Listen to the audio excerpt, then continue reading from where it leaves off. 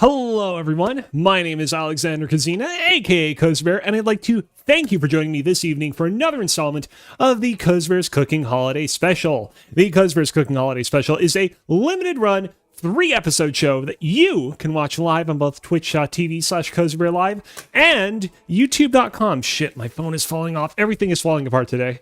Twitch.tv/KozibearLive and youtube.com/@KozibearLive, normally at 5 p.m. Eastern Standard Time on December 4th, December 11th, that's today, and December 18th. Today's a little bit delayed though, we'll get to that in a moment. It is also the finale of all my streaming efforts on my personal Twitch and YouTube channels. There will be no more streams on either after this, so savor it while it lasts. Remember that you can view full-length VODs of all my past streams on both platforms, and keep up with what I'm up to outside of my streaming efforts on Blue Sky at kozibear.bluesky.social. Definitely do that because I'm going to have some pretty cool announcements there over the coming months that you're going to want to know about.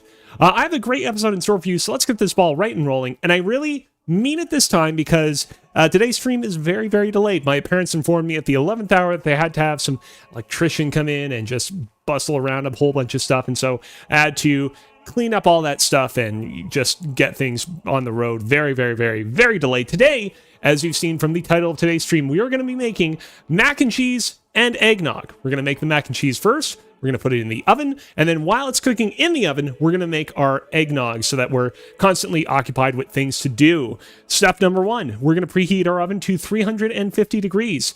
Hold on just a moment while I go upstairs and take care of just that.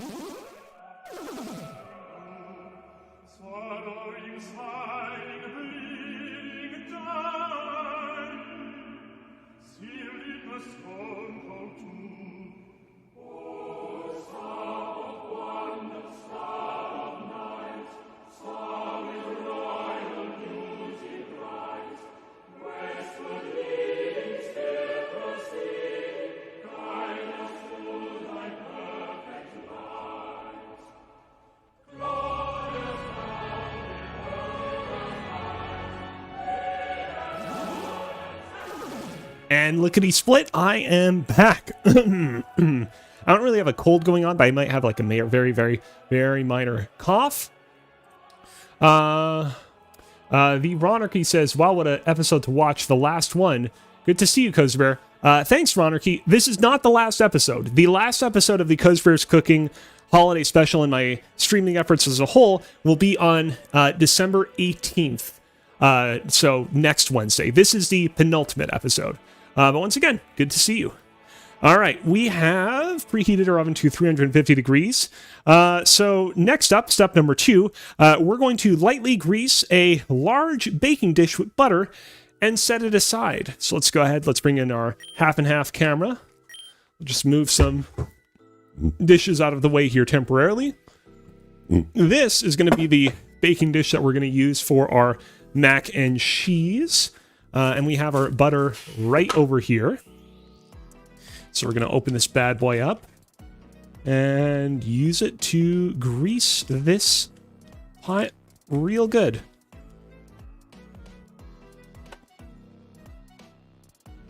With a little bit of paper towel to help out. All right.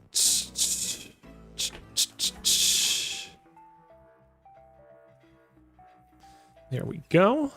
I can actually, might as well zoom in a little bit, give a better view of the action.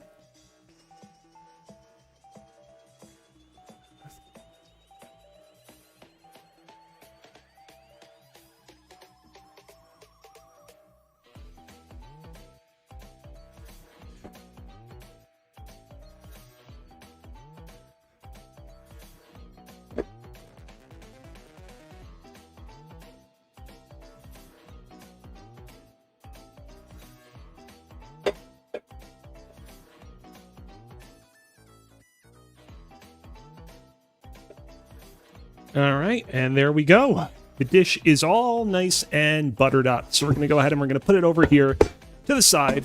Bring these things back in here. Let's move on to step number 3. We're going to shred up 4 cups worth of shredded sharp cheddar cheese and 2 cups worth of shredded Gruyere cheese and combine them both in a large bowl that we'll cover in plastic wrap. let's see here. This is going to be a little bit of a complicated affair. Here's what we're going to do. Let's temporarily, we'll put these stuff back over here. We'll store the cheese temporarily in here. We will need to use this pan for some stuff later on. Not right away. Let's grab our Gruyere cheese first. I'm going to need a pair of scissors to open this bad boy up, so let's do just that.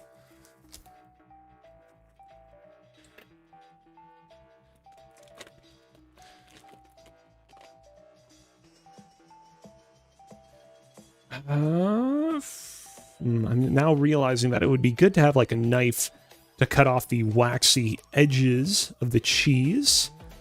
You know what? I will be right back.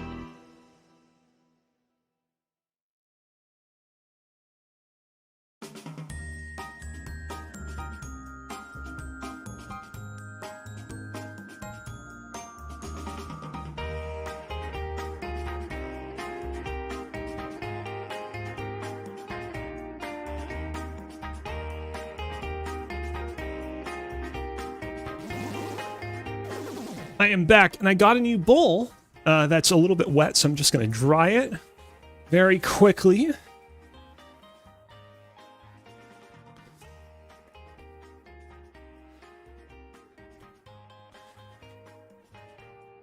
There we go, should be good enough.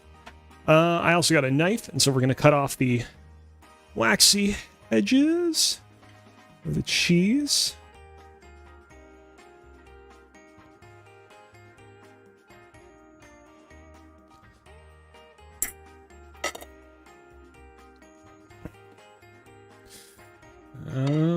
We'll do this side as well.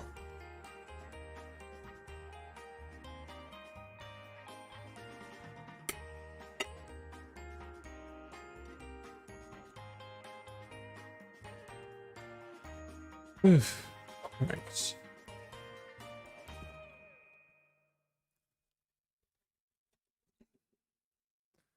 It's always kind of difficult to do this.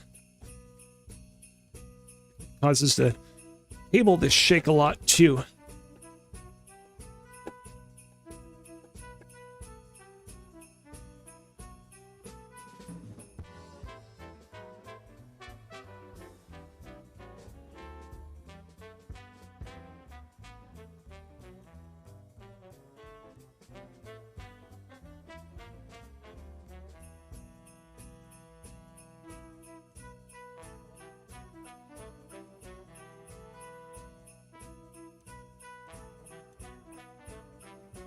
All right, let's go ahead. We'll measure out our first cup. Gruyere.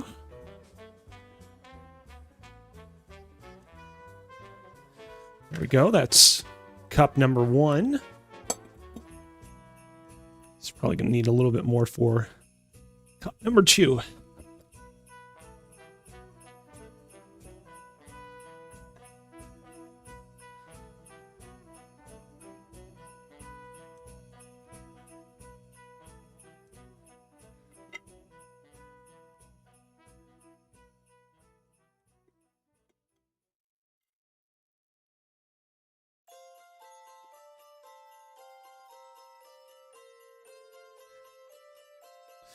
Okay, I'm going to just say that, like, all the remaining Gruyere that we have in the pan over here is going to be enough, so I'm just going to scrape the rest of it into the bowl. Eventually, I'll have to clean the pan some other way. We'll take care of that later. Where is... Yes, yes. We'll use some Glad Wrap to re-wrap up the Gruyere. Go.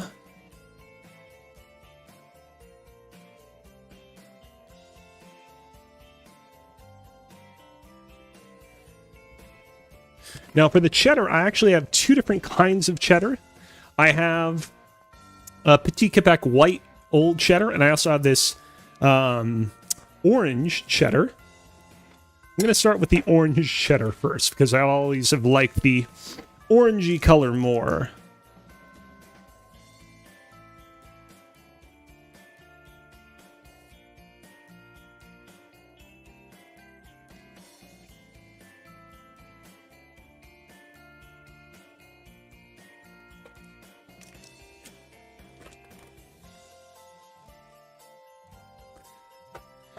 And again, we are trying to get to, as opposed to the Gruyere, which was just 2 cups, we're trying to get a full 4 cups of cheddar.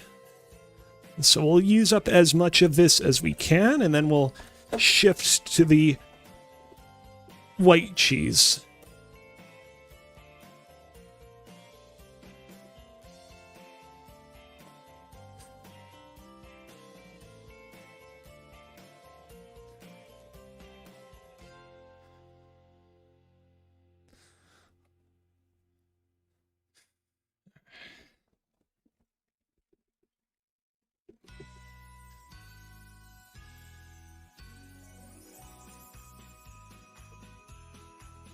On.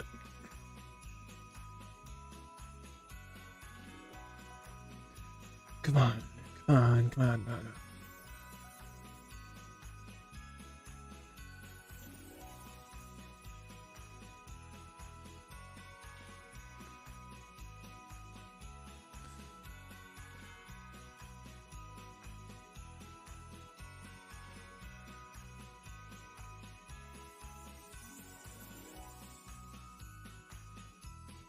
And there we go. All of the orange cheddar is shredded, so we're going to measure this out.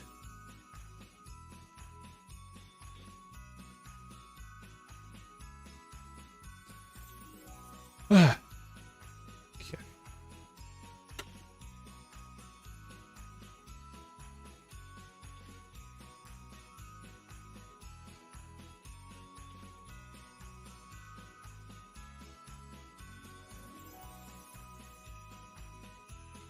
There we go. Cup number 1.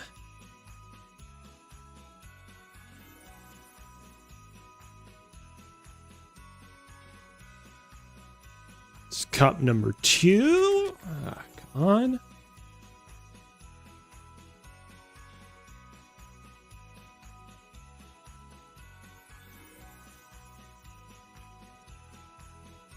I'm going to say that this and what remains in the pan is cup number 3.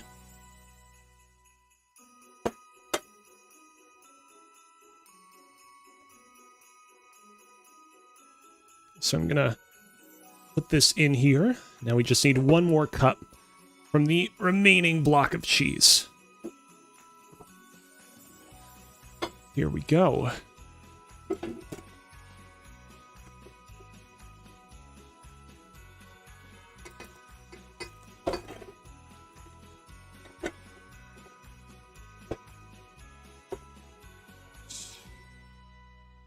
Just gonna cut this open.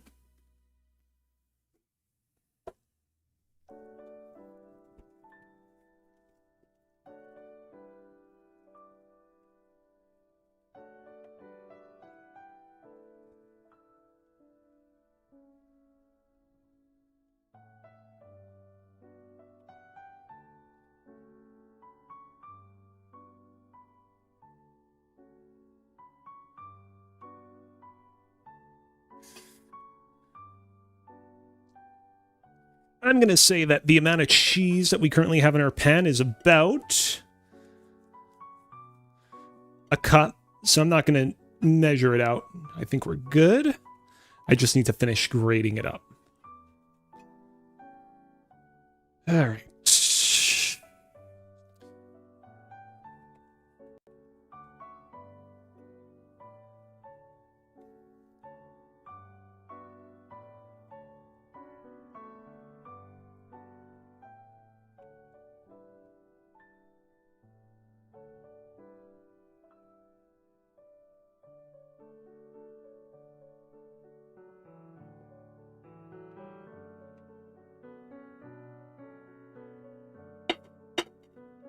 Let's wrap up this cheese.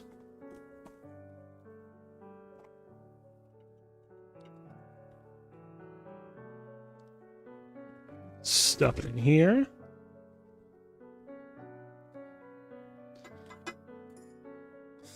And yeah, put the cheese in there. We just get some little cheese bits out from the bottom of that measuring cup.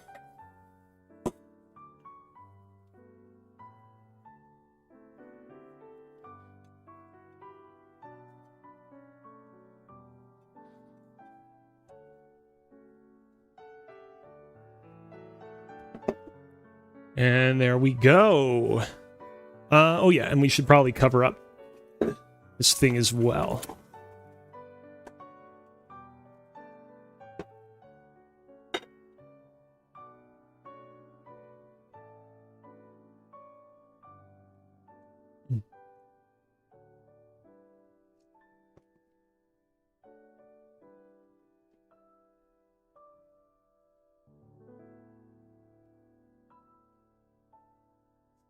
Okay, let's move on to the next step. The Rokey in the chat says, I have to step away for a moment. What is the cheese you're shredding again? Sorry, I'm coughing a lot. And also, as a regional brands nerd, what is a brand? Haha. Oh snap, multiple cheeses. Yes, I'm shredding up cheddar cheese and Gruyere cheese. One of the cheddar cheeses was this Balderson branded orange cheddar cheese. And then the other one, the other cheddar cheese was called like Petit Quebec. And if I can find the wrapper for the Gruyere cheese, this is President's Choice branded Gruyere cheese. It's a Canadian brand. I'm going to have a little swig of water. And by the way, before I forget, I'm going to bring in a quick recipe image of what the mac and cheese we're making today is going to look like. But we're getting a little ahead of ourselves. Let's see here. Step number 3. We just did step number 3. Step number 4. We're going to heat a pot of salted water until boiling and cook 16 ounces of elbow macaroni in it until it's just 1 minute shy of al dente. So yes, we're going to cook up our pasta, which means we're going to need to move some stuff around again. Yeah, I know what we're going to do here. Let me just move some of these cheese bits out of the way.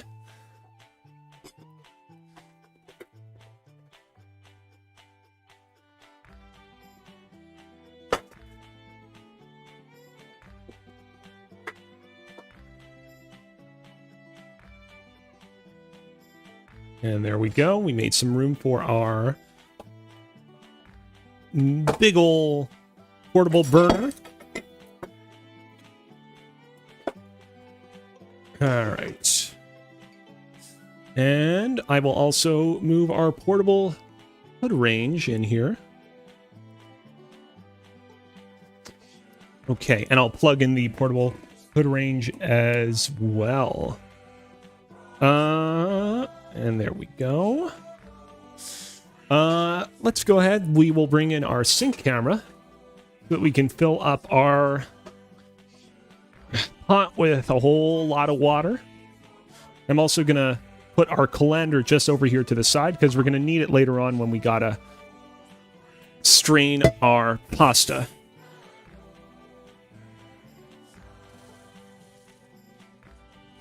Now we just wait for the water to fill up to a point where we're comfortable.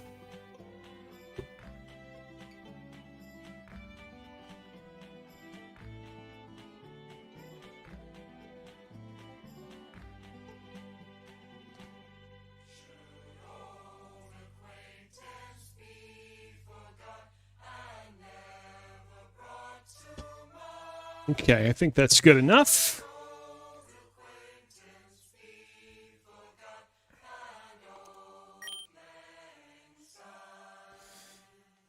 We go ahead, we're going to put it on here. We're going to turn on our portable burner and we're going to turn it up to the maximum possible temperature so that we can get going on this. We will also, while it's heating up, mix in a little bit of salt.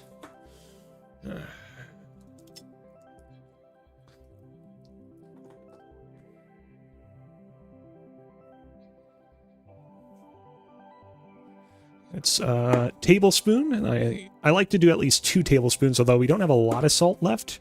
Let me just get in at least another half. There we go.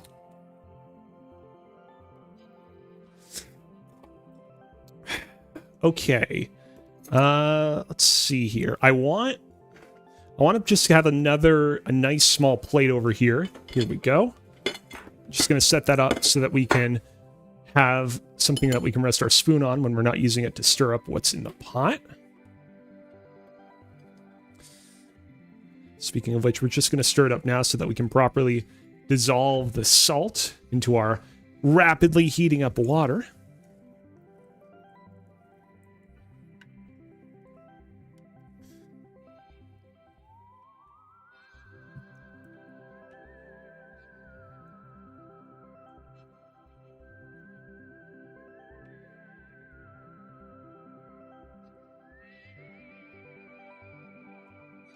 There we go. Looks good. Let's go ahead. I know you're very interested in regional brands, the Rokey. This is also President's Choice macaroni. As you can see, President's Choice, a pretty popular Canadian brand. This particular macaroni, it recommends that we cook it for 8 to 9 minutes to bring it to al dente. So we'll set a timer for 8 minutes when we put this in the pot. And that should work just fine for us.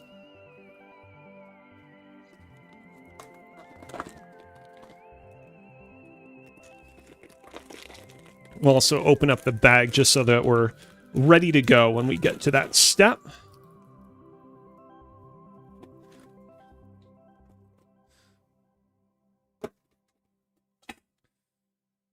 We still have excuse me. Still have a lot of things on the table.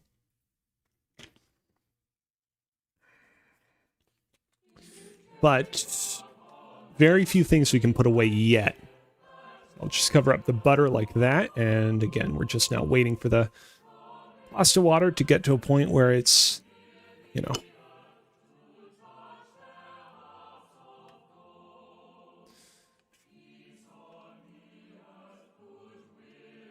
able to be nice and boiled. I'm just going to go through my phone and just skim ahead to a couple of these steps that still await us. Let's see here. Yeah, let's see here. You know what? A few steps ahead of where we're at now, we're going to need to cook up 10 tablespoons of butter in our deep saucepan that we were using earlier for the cheese. So you know what I'm going to do is I'm actually going to take the opportunity to just wipe down the inside of this saucepan to remove some of the cheese bits from it. And then I'm going to... So if I'm looking... I see that there are a few particles inside the pot that I'm heating up water inside of. And I don't know if that's just like leftover little bits and pieces from the previous dish that was made in this. I'm assuming so.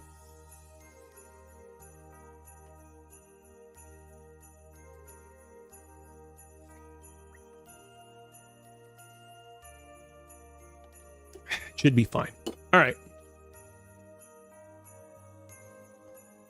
So I'm just going to wipe down this dish. In fact, I'm going to actually zoom out a little bit just to give you a better view of the action.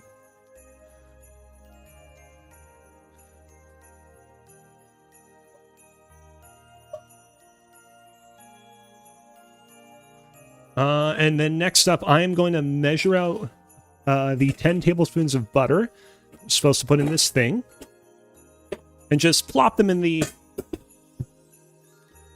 pot for the time being. So we're going to grab our butter.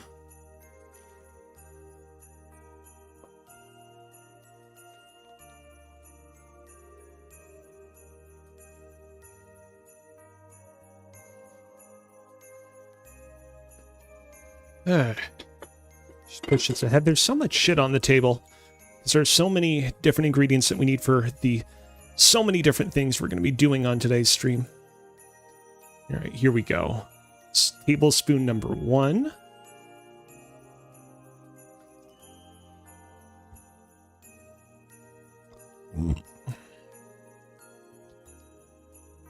Tablespoon number 2.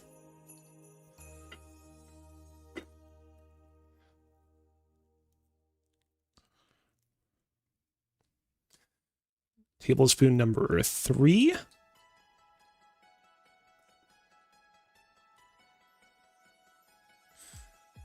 Tablespoon number 4.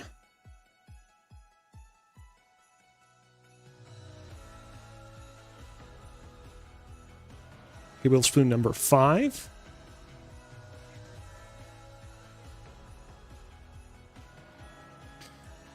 Tablespoon number 6.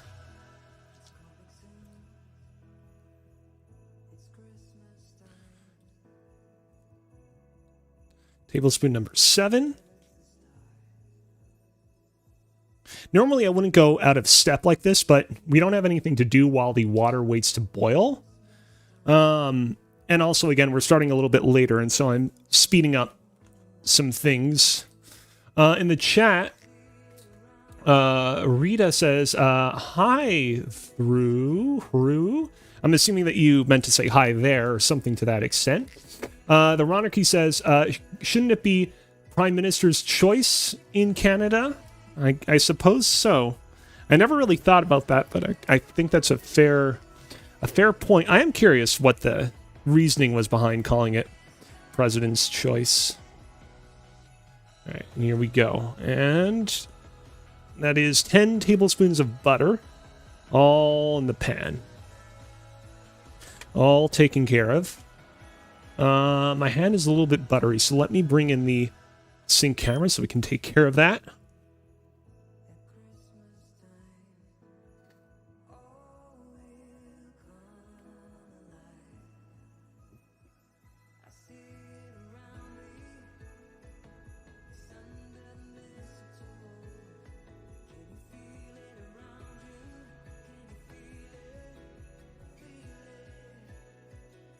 And we'll rinse them a little bit.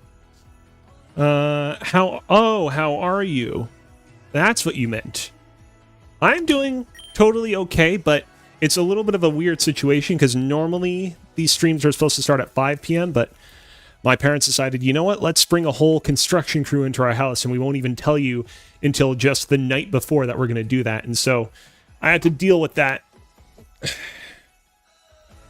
But they're gone now, so that's something we need to worry about in the moment. Let's see here. I think our water is getting pretty heated up.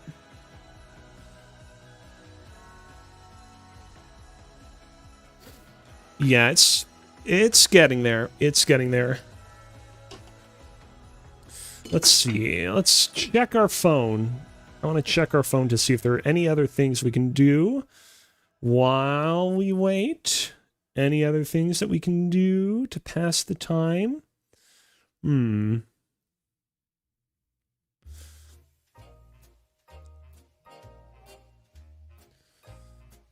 Yeah, a lot of things that were kind of... Oh, you know what's something we can do?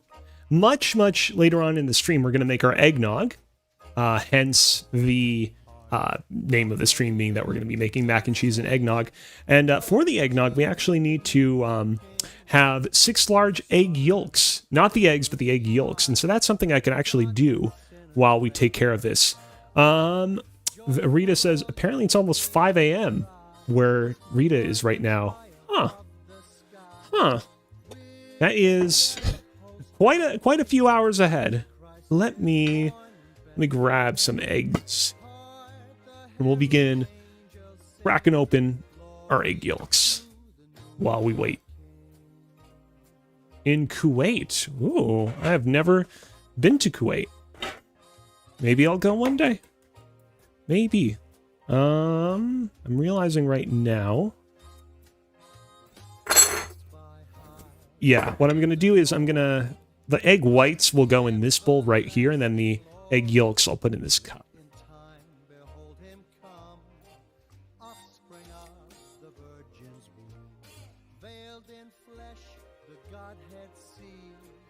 Hail the incarnate deity, pleased as man with man to dwell. Jesus our Emmanuel. There we go. It's egg yolk number 1. The pot is beginning to ever so slightly steam, so I'm actually going to turn on the portable hood range and have that going. There we go. We're going to continue cracking eggs, but very soon we're probably going to need to deal with our pasta. Rita in the chat says, you should know that the best food is in Kuwait. Ooh, what are some of the choice dishes in Kuwait? What are some of the best foods of Kuwait that make Kuwait stand out as a culinary capital of the world? I'm curious. I'm very curious.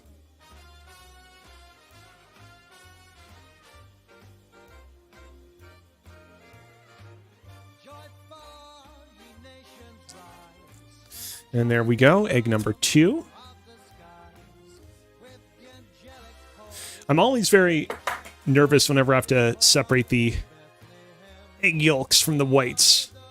But I've never had a yolk spill, which means I've definitely jinxed myself, to be totally honest.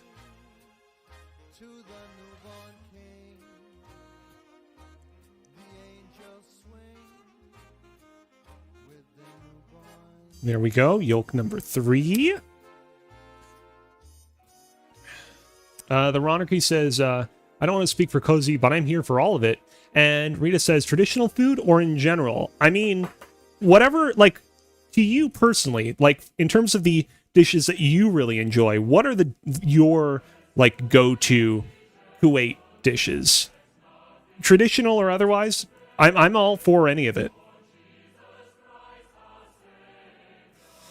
Let's see here.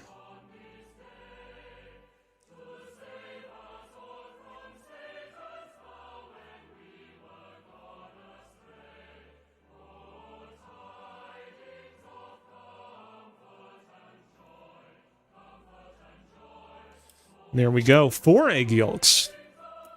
Here we go. Will we have a queen sweep? Will we have a queen sweep? Rita says you have to try matchboast chicken, which is yellow saffron rice with chicken. Mutabak Zubaidi, rice with the famous fish in Kuwait. Ooh, the saffron chicken dish sounds like something I can get down with. I would be willing to try the fish dish as well, though.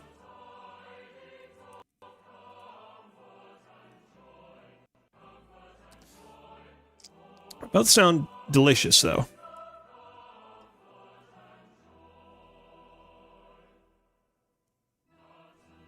There we go. Eggshell.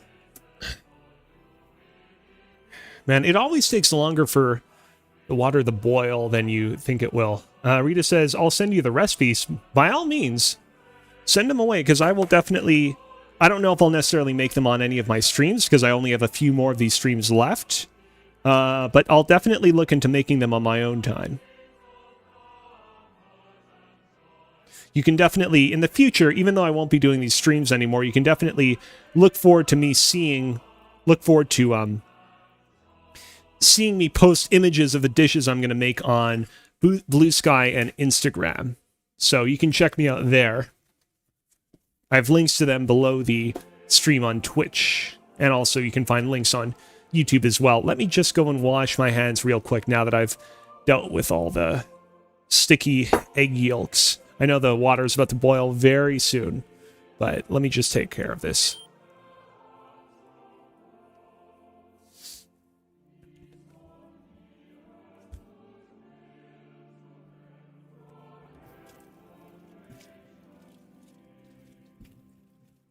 Rita in the chat says, also Merkok. I apologize if I'm not pronouncing that correctly, which is meat stew with dough filled with onion and spices. Ooh, I like a meat stew. It's a good kind of stew.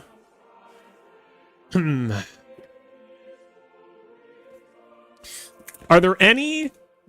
I recognize that this is a bit of an out there question, but are there any regional types of pizza or pizza-like dishes that Kuwait has. I know that like pizza is a very American and Italian dish. I know that those are like the two main countries that you tend to think of when you think of pizza, but I know there are a lot of places around the world that have their own regional versions of pizza, and I'm curious if that's something that applies to Kuwait as well.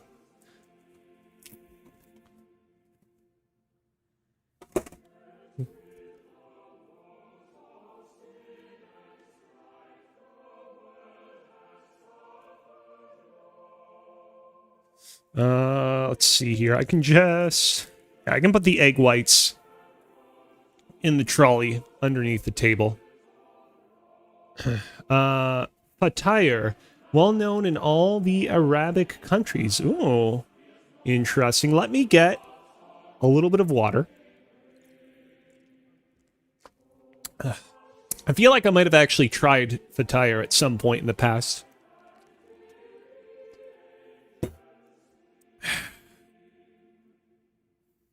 Problem with such a big pot of water is it just takes a while for the entire thing to reach boiling point, which is why we're occupying ourselves by doing all these tasks while we wait. But it will make it so that, you know, all the stuff after this will go a little bit faster. By the way, thank you for the follow on Instagram. I just saw your notification there. Let me just go ahead. I want to see, are there any other things that we can do to pass the time while we wait for this thing to get to where it's going to get to? You know what's something we can do? At one point, we're going to need to shred half a cup worth of shredded Parmesan cheese. Let's take care of that. Let's take care of that so we can check that off the list.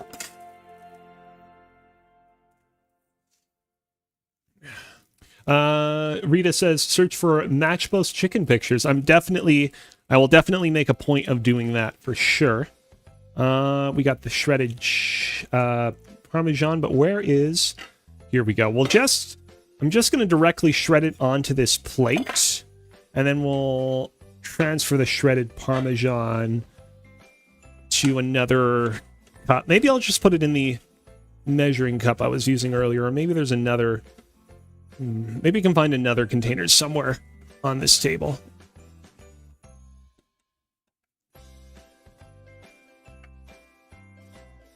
I'm trying to be careful not to rock the table too much because now we have a big pot of boiling water on it. And I don't want that to spill everywhere.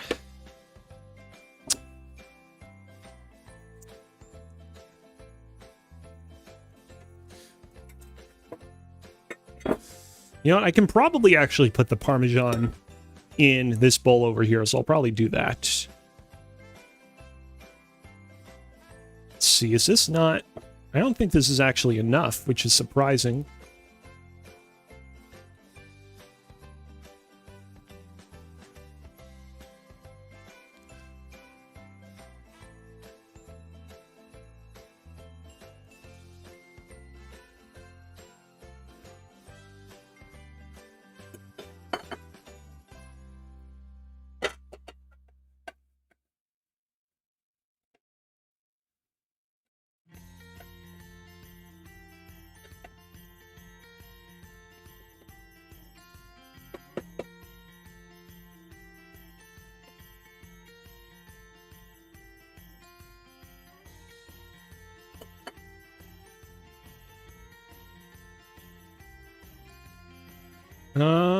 Yeah, there we go. That's half a cup, so I'll put that in that bowl.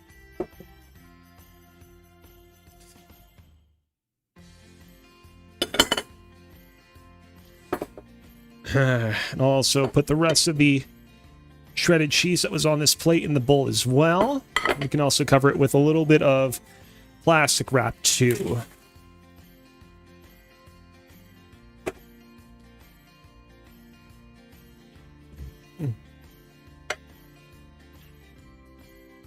Just prevent it from drying out.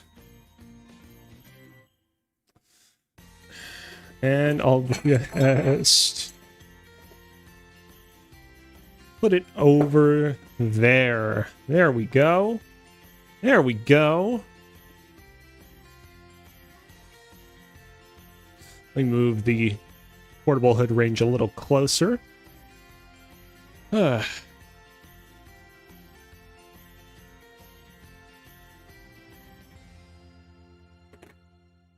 don't think we need any more Parmesan, so I can actually put this in the trolley for the time being.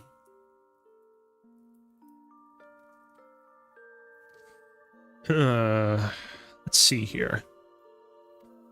You know what? I can move this out of the way a little bit, make a little bit more space for ourselves here.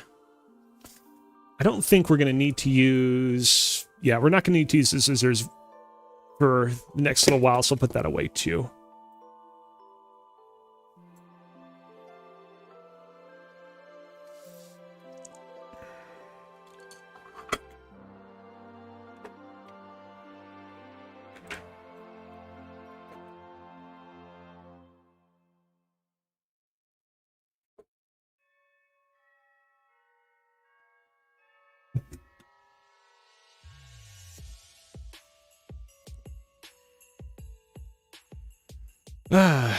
You know what? I have a minute. It seems like it's still getting to boiling point. I'm going to look up Matchbo's chicken. I want to see what this thing looks like.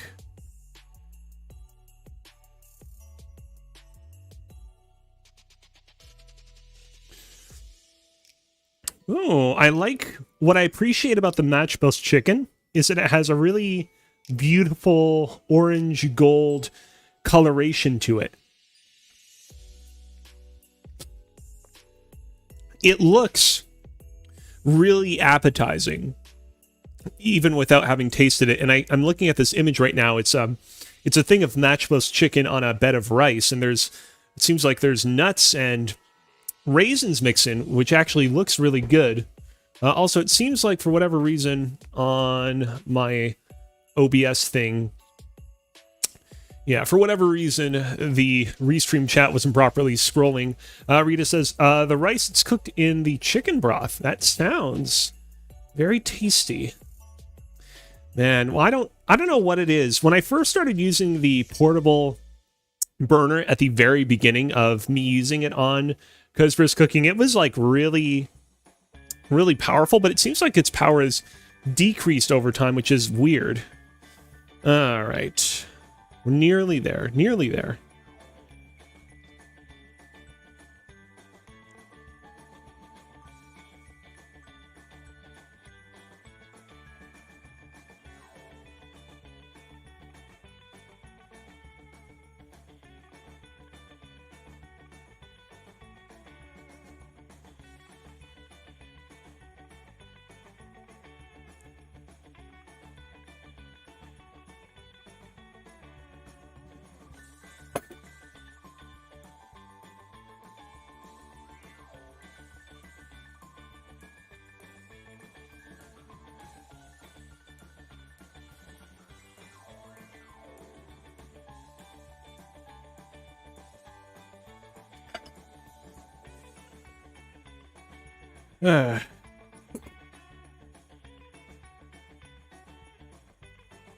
Looking ahead at the coming recipe instructions, man,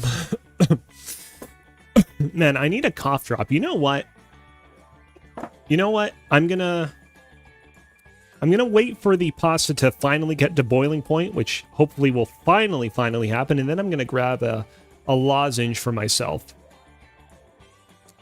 Rita also says, and for dessert, Lukaima. Okay, I'm definitely a foodie. I'm gonna look that up. What does that look like?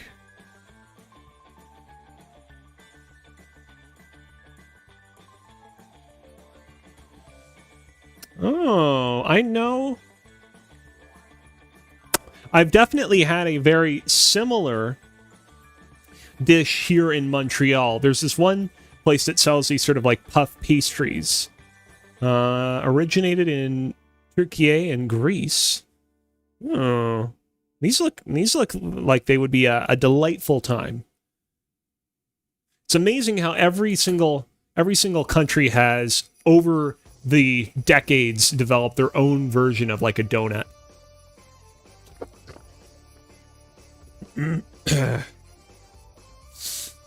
Okay. What I was going to say earlier is one of the future steps shortly after we cook our pasta is actually to measure out a cup, a third of a cup of flour. So I'm actually going to do that right now, just so we can have that ready to go.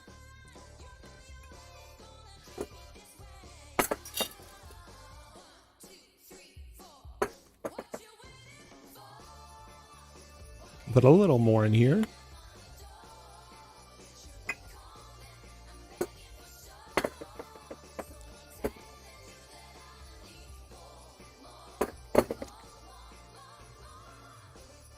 There we go.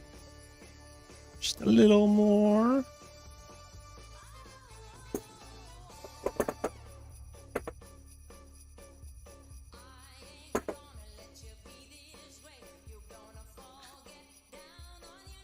And now I can go ahead and I can cover up the remaining flour with plastic wrap and put that stuff in the trolley.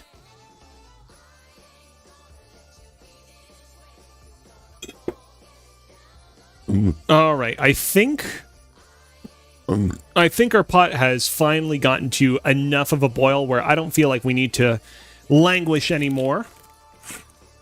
I'm going to go ahead. I'm going to pour our pasta in here, and I will set a timer for 8 minutes. Let's bring in the timer first. And let's go ahead and let's pour it in. And there we go. The 8-minute timer is on.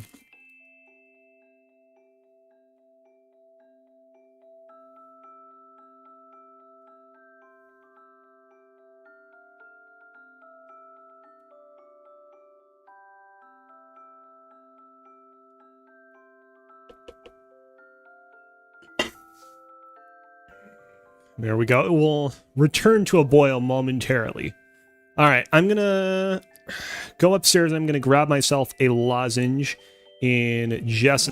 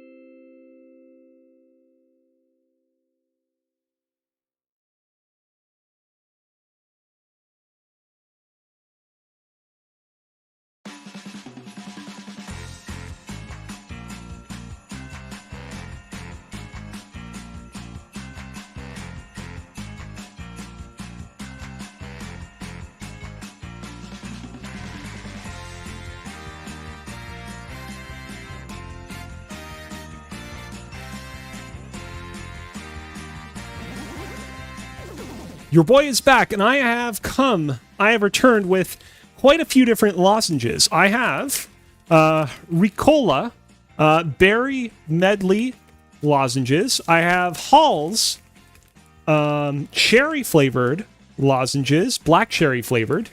And I also have a little thing of garlic. Something that I like to do whenever I feel a cold coming on is I munch down on a raw piece of garlic because the amazing restorative properties of raw garlic tend to do a real number on said incoming cold. So you know what?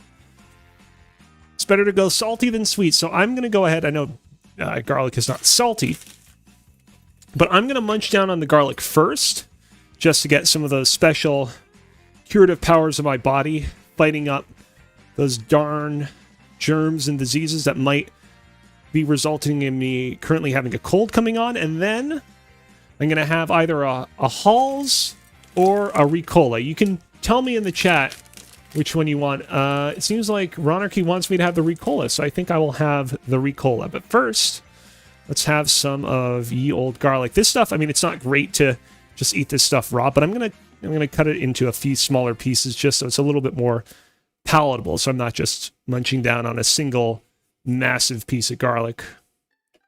All right.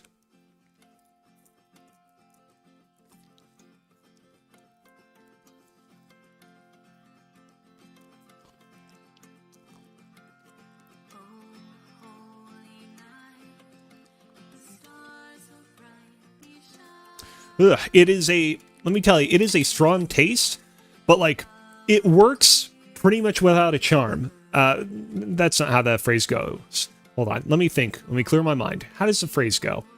How does the phrase go? It always works like a charm. That's what I'm trying to say. Whenever I feel a cold coming on, I have some good old-fashioned, just raw garlic, and it helps me out a whole lot. If my respawning fire coasts were watching me right now, they would be laughing up a storm at this weird new development, but it's true.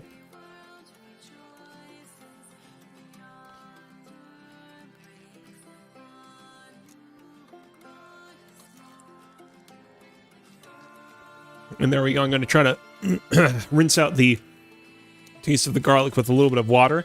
Let's go ahead and let's have a Ricola. And maybe I can, I'll leave the halls down here. Maybe I'll have a halls later on. I'm just trying to figure out, I'll stick them here. There we go. I'll put these in front of the games.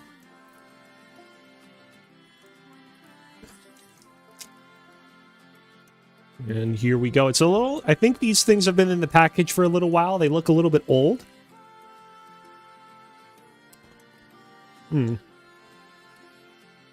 I apologize to the people in the chat that didn't want some lozenge ASMR on this particular Kozibear's cooking stream, but I gotta take care of my voice.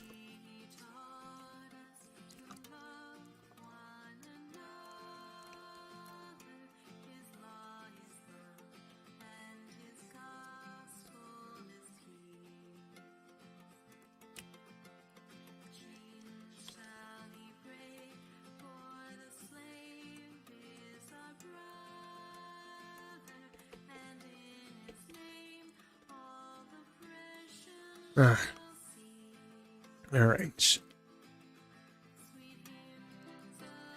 Let me tell you, this is definitely helping my voice quite a bit.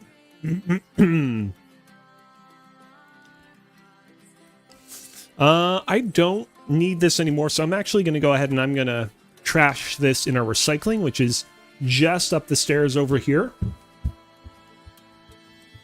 You'll see me go just out of frame and then walk back down.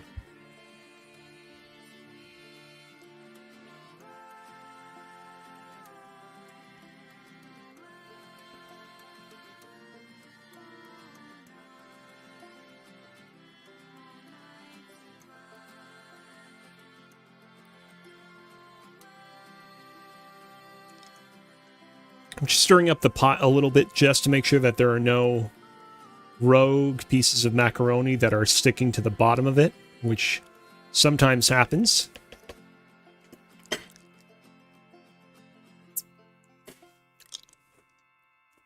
We have some panko breadcrumbs prepared for a little bit later in the stream. This is what we're going to be topping our mac and cheese mixture with. Remember, I had so much difficulty getting panko breadcrumbs from a supermarket in Japan once. That was an embarrassing little moment.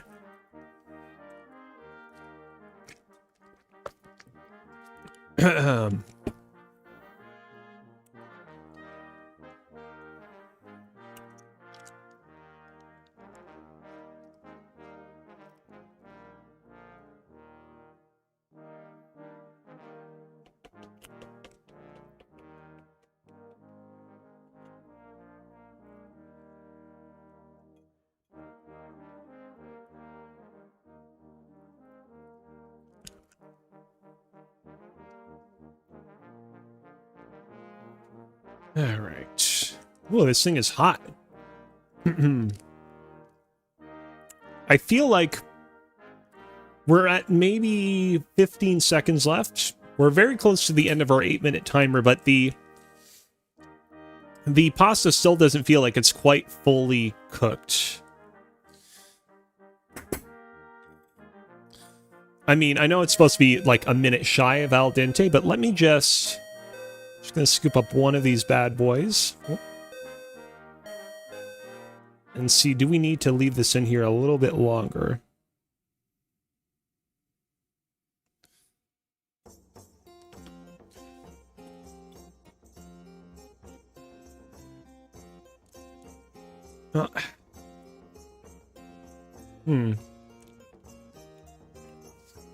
Yeah, it's actually a little bit. It's actually pretty close. Let me give it like another 30 seconds, and then we can move on to the next step.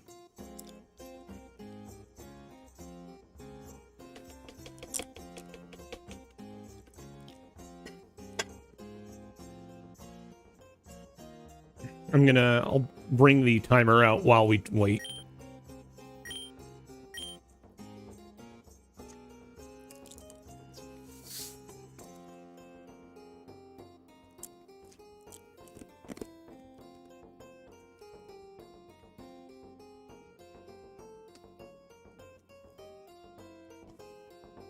Okay, I think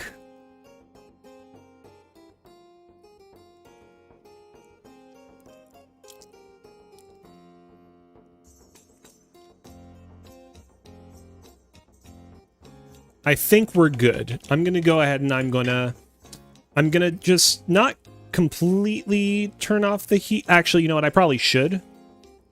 But the burner will still remain fairly hot for our next step, which is what we want. But I am going to turn off the portable hood range, and we are going to go ahead and we are going to bring this over to our sink. Give this just a moment.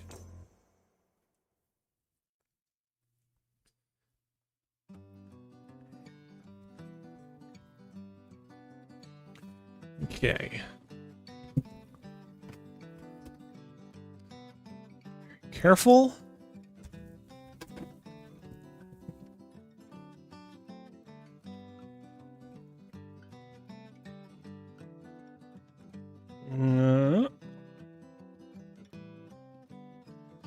And there we go.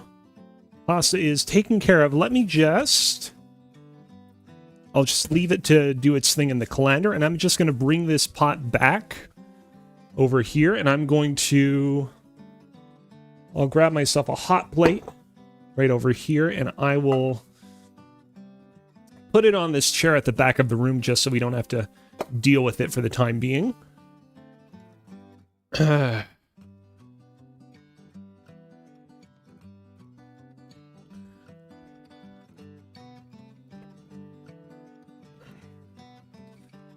Yeah, I think it's been colanded. I don't think there's a whole lot of pasta water left in here. All right.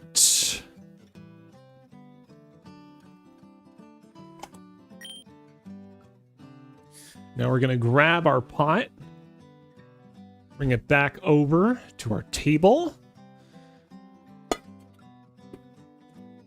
Put it on another hot plate right over here. We're going to pour our pasta in here.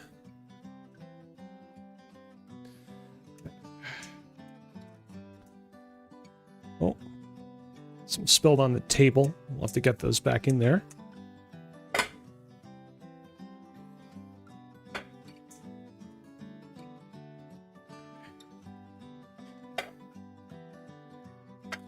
And you know what I'm going to do is I'm actually going to put the colander, because it's a little bit wet, instead of putting it in the trolley, I'm going to put it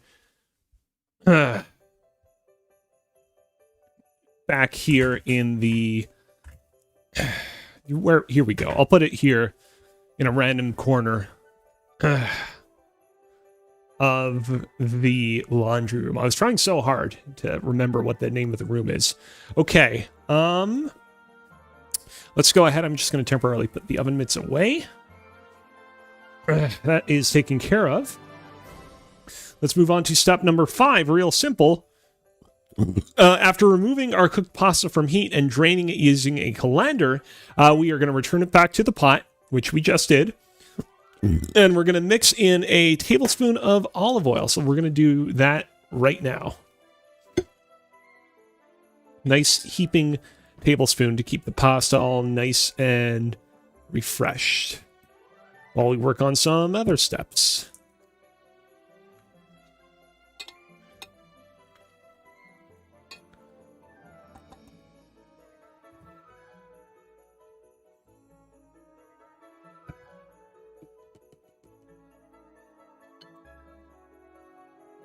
Okay. Just use the spoon to like properly make sure the pasta is all evenly coated with the olive oil. And then we'll move on to the next part.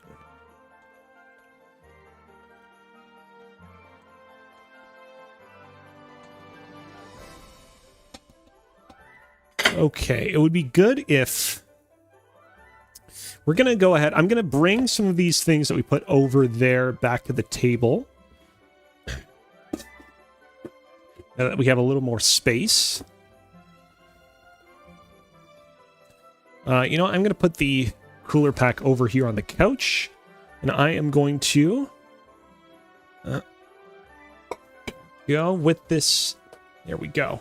I'm going to put this thing of pasta with a hot plate over here as well, so that it's out of the way. Okay, that taken care of. We move on to step number 5. Rather, step number 6. We're getting ahead of ourselves, or rather, we're not getting ahead of ourselves. Whatever, let's move on. Step number 6. While our pasta cools, we're going to make our roux. We're going to start by melting 6 tablespoons of butter in a deep saucepan. 6 tablespoons? Wait, but I thought we needed a total of 10. Why are we... Oh, is it because we need... Give me a moment. Give me a moment. I need to make sure that we're properly melting the proper amount of butter in here. Let's see here. You know what? I bet it's because we need some of the butter later on for the eggnog that we're going to make. That would make sense. I need to consult the original recipe. I bet that it's just 6 tablespoons.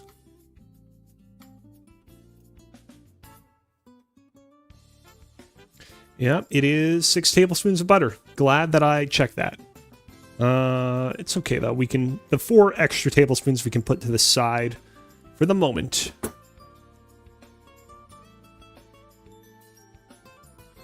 There we go. I'll just put it on the side of this plate. 3 and 4. And there we go.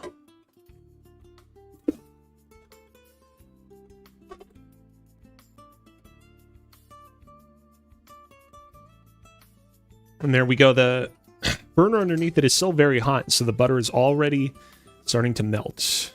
Let's see here.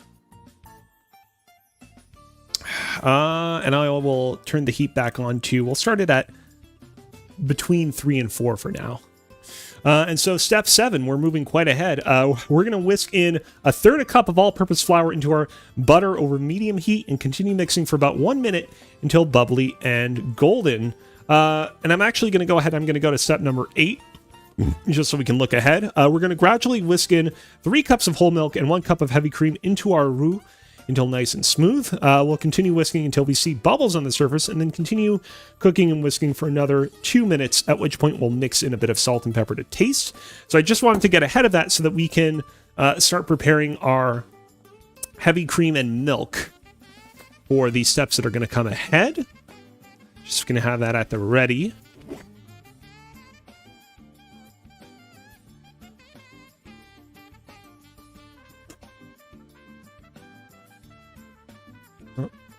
Maybe I should turn down the heat a little. Also, I should probably turn the portable hood range back on.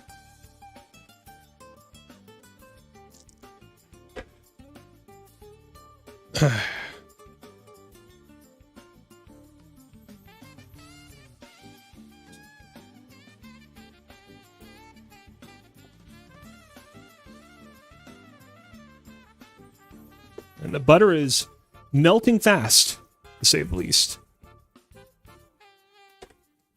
Okay, I'm going to turn down the heat even more. Let's go ahead. You know what?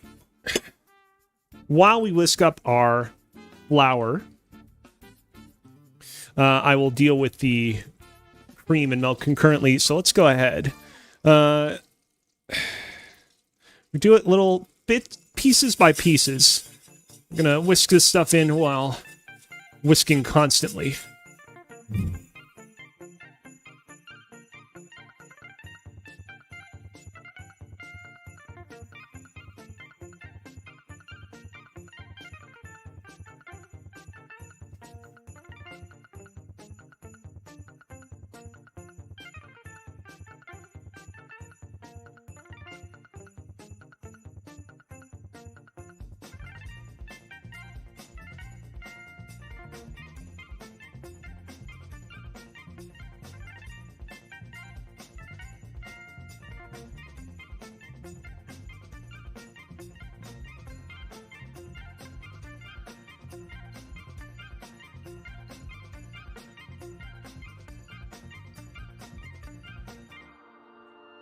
And there we go. I think that's all our flour.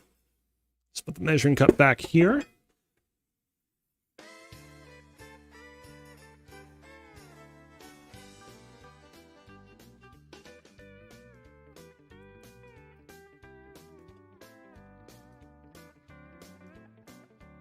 Just make sure that's all nicely integrated.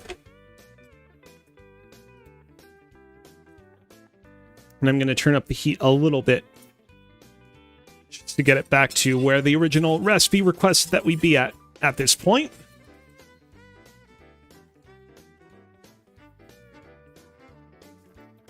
All right, let's go ahead. Where is, here we go. You know what, we can just use the same measuring cup for the flour. Yeah, we'll just use that. Let's see here. This is the heavy cream. Measure out a cup of this stuff. And we have a big pitcher over here that I can just pour it in here temporarily. Just lift this up a little bit more, make sure nothing is burning.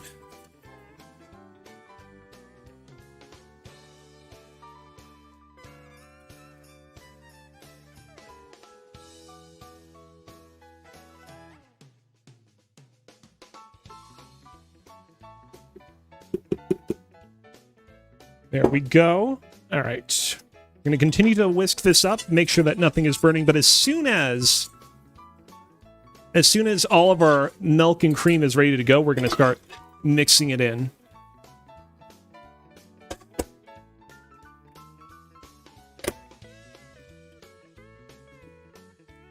Here we go.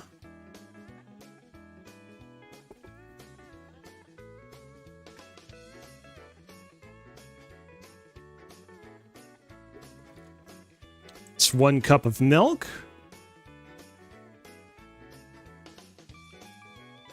It's 2 cups of milk.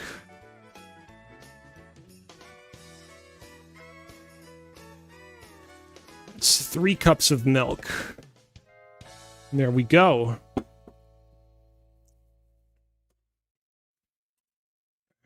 Again, continue to mix this stuff up. Make sure that nothing is burning. I think just a little bit longer, and it will get to a nice golden brown color, which is where we want to get it to. Let's see here.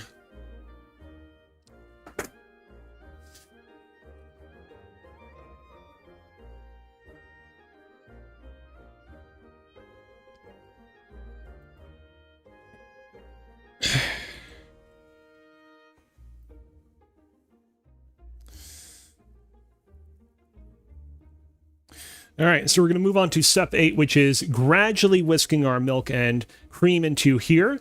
In the chat, Rokey says, good luck and Godspeed on the rest of your journey with this Mac and beyond, with the eggnog. Beyond! Good night. Thank you, Rokey. I hope you have a pleasant evening / night / sleep. All right, let's go ahead. Let's start mixing this stuff in very gradually. Actually, maybe I should use the other hand.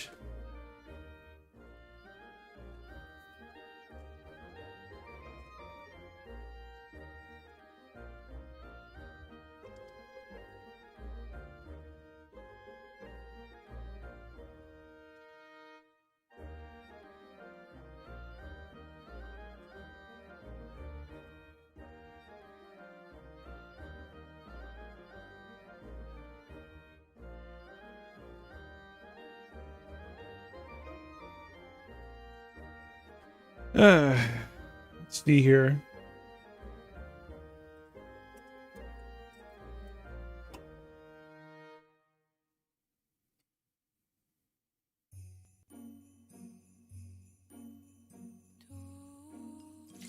Oh, that was a lot. I did not mean to do that much at once. Let me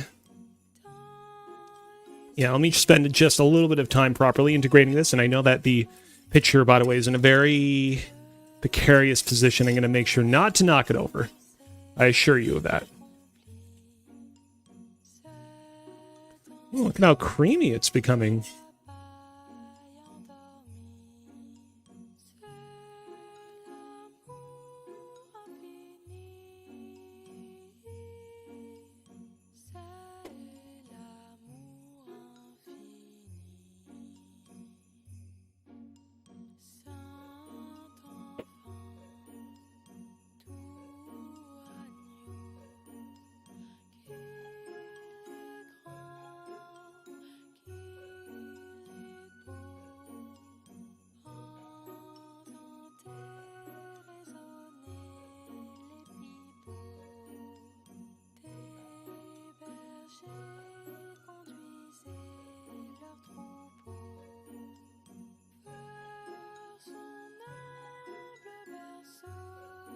You know, this is making a nice, real nice sauce. Let me zoom in a little bit, actually. Give you a better view of the action, see how this thing is coming together.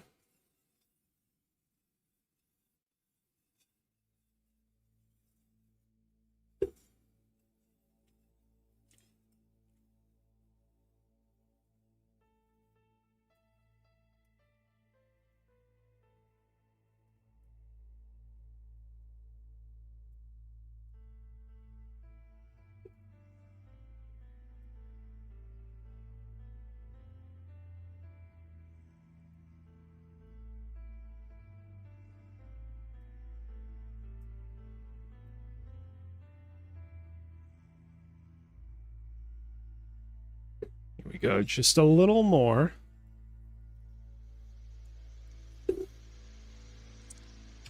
Getting towards the end here.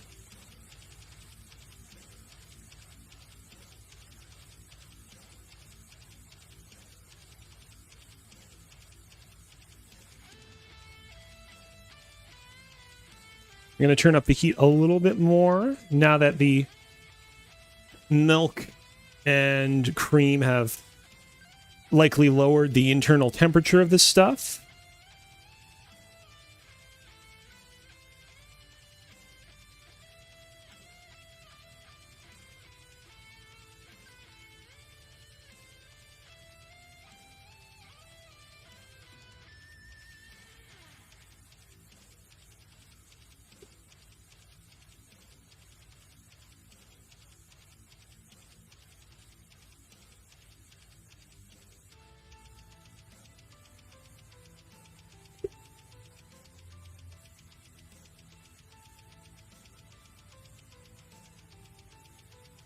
There we go. I think that's good.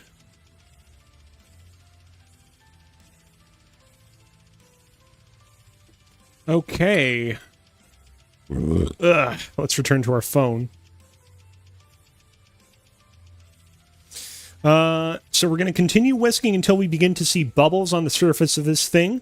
And then we will continue whisking and cooking for another 2 minutes, at which point we'll mix in a bit of salt and pepper to taste. Let's get our salt and pepper ready, actually, for just that.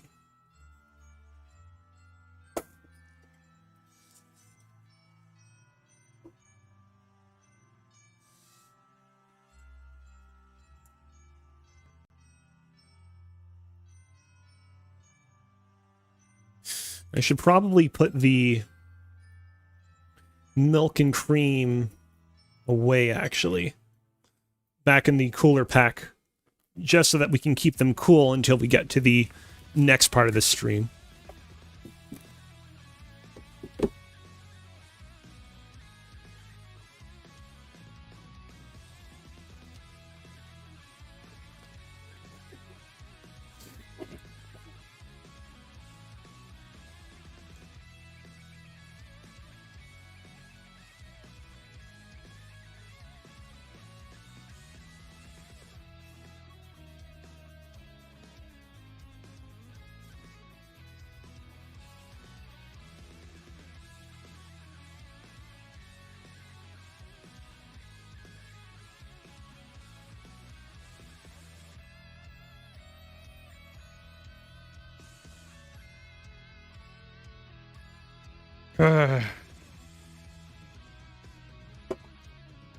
Let's see, let me just go a little bit through here.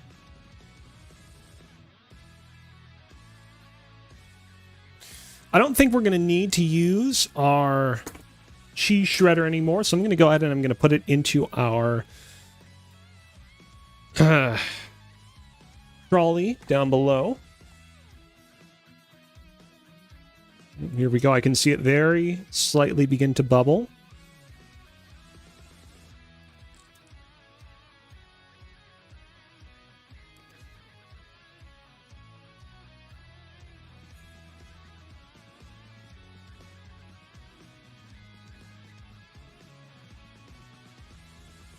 Let's see, what time is it right now?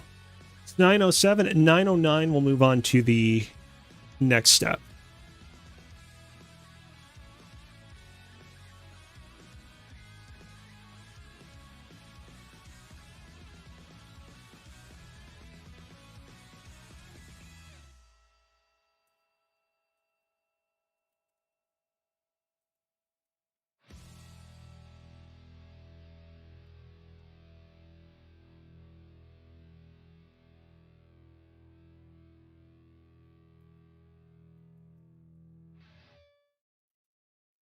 I don't think we'll need the knife anymore, so I'll put that in the trolley as well. The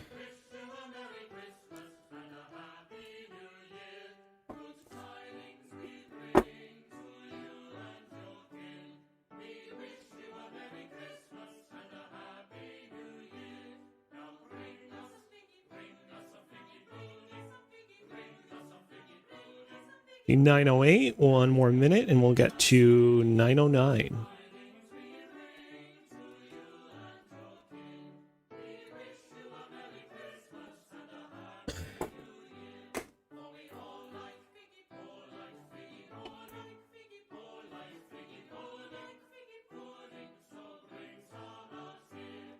It's a little extra cream from the measuring cup. I'll add it in now.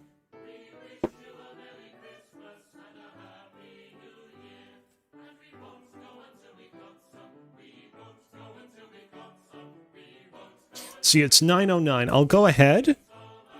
We're going to add in a little bit of salt and pepper to taste. Oh, did not realize there was that much pepper there. I think that'll be enough for the pepper. And I'll now add in a little bit of salt. We'll whisk that up.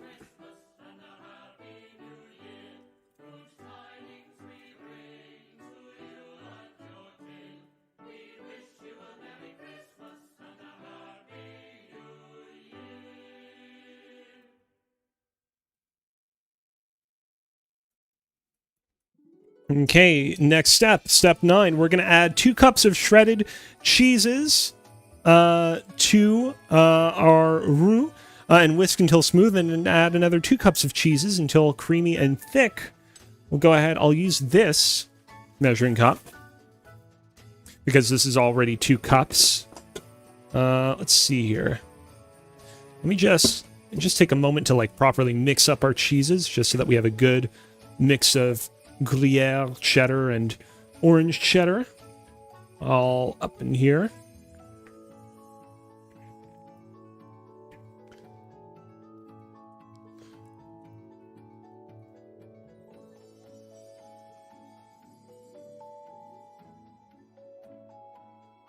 Okay. I'm gonna grab our measuring cup. I'm gonna measure out 2 cups. Stuff.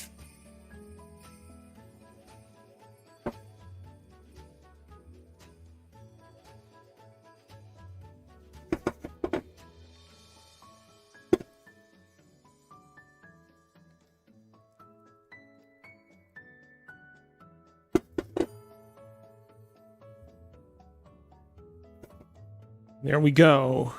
2 cups of cheese down the hatch. And whisk this in. I'm going to whisk it until smooth, and then we will add in another 2 cups of cheese.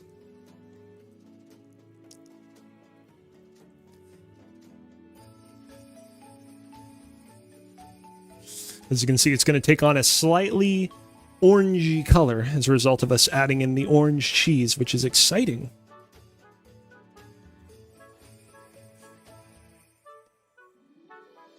Just turn down the heat ever so slightly.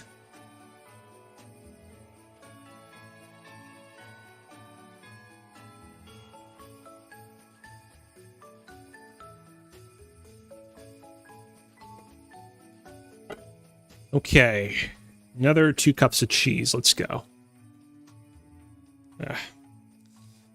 It's a little bit of an awkward setup. Fuck.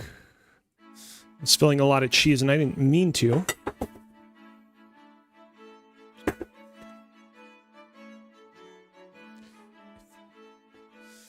What?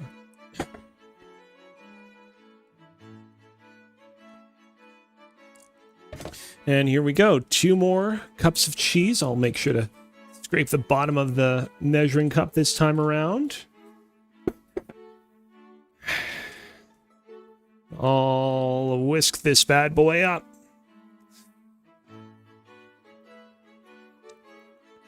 This will get it to a point where it's nice and creamy and thick.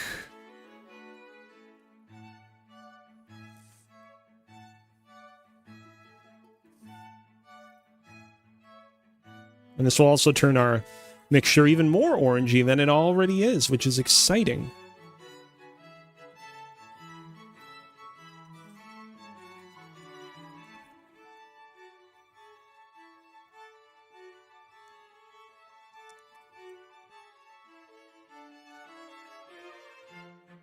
Okay, I think that's looking pretty good, which means that we can move on to our next step. Step number 10, we're going to stir our now cooled macaroni into our cheese mixture until the entire thing is well combined. Let's go ahead, let's zoom out a little bit for this one. This is a big moment. Our pasta's not actually fully cooled yet, but should be okay. Hold on. There we go. We got some of the pasta clumped together a little bit. I'm just declumpifying it with our spoon here. There we go. And we'll just put it in with a few spoonfuls first.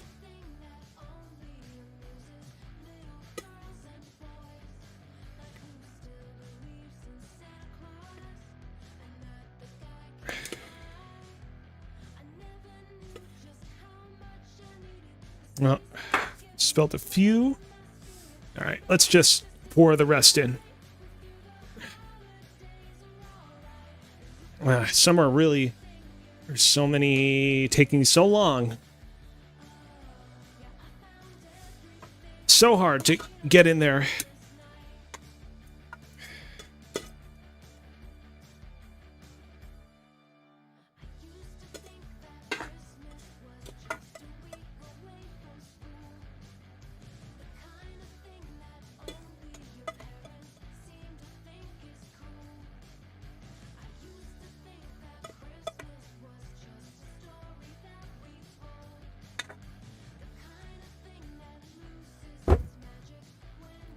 Okay, let me just get a few things that fell around the portable burner into the pot, and then we'll very carefully mix this all up.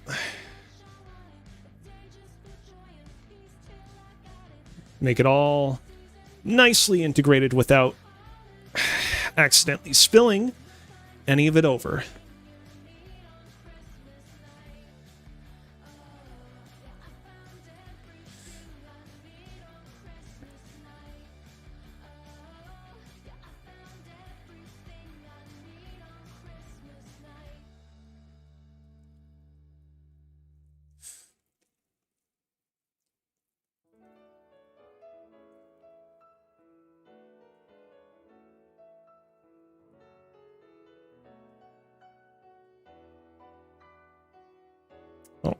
Little piece of pasta was trying to fall over, but I caught it.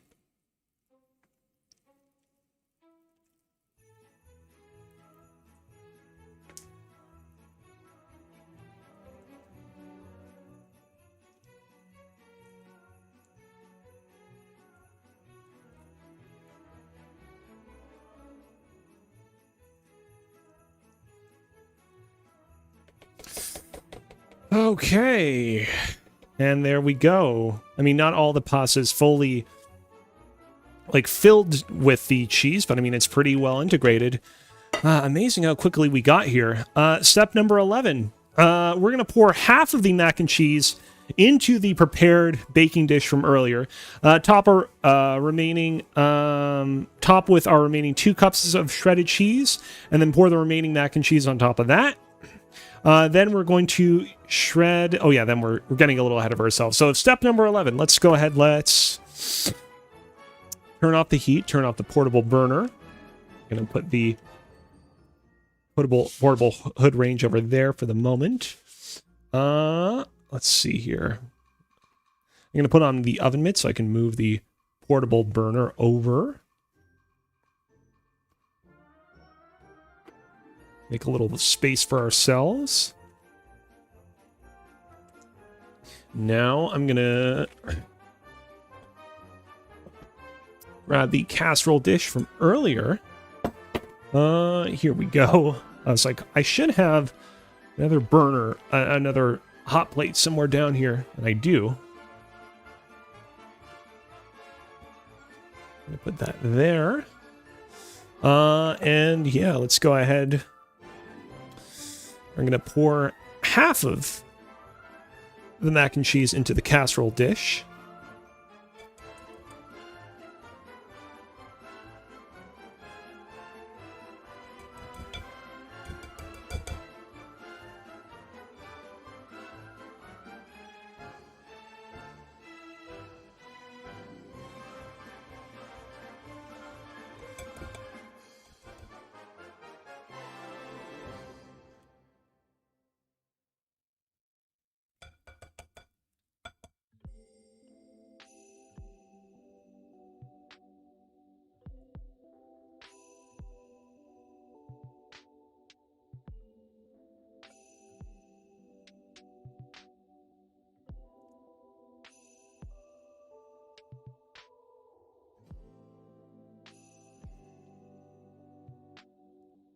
And there we go. I think that's about half-ish. I'll put another just scoop here. Let's spread this around. And next, we'll put the remaining shredded cheese on top of this. Let's see here in the chat. HJ2sec says, did you use eggnog instead of milk in the mac? OMG. No, I have not done that. I'm not that crazy. Rather, what's happening on today's stream is I'm going to be making the eggnog while the mac and cheese bakes in the oven. Whenever I do these streams where I got to bake something in the oven, I always try to find some way to occupy my time, keep things interesting for the viewers. And so the idea is after this thing goes in the oven, we're going to make our eggnog. That is an interesting cooking idea for the future. Maybe someone can try that out. I don't think I would, though. That doesn't sound very appetizing, but it's an idea. Okay, and here we go. And now we got to put the rest of the mac and cheese on top of this.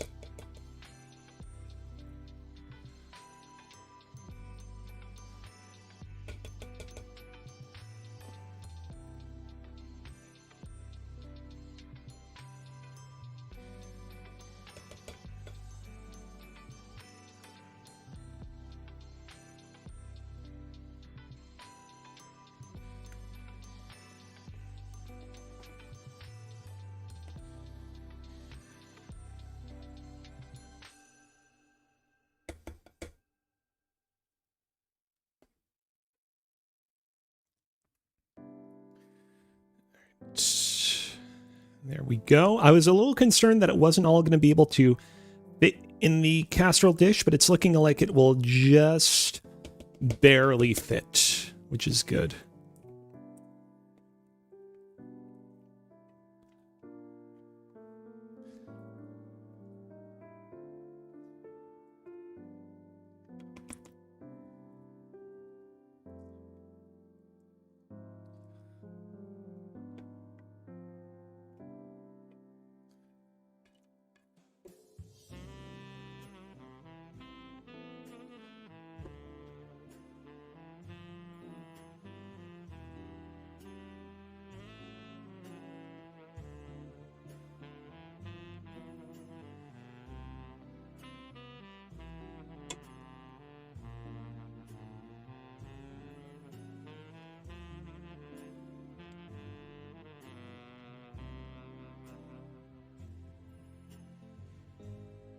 All right.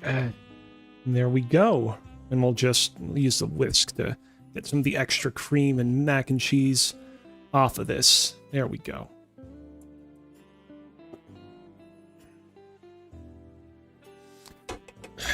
All right. Let's go ahead and put these things over here.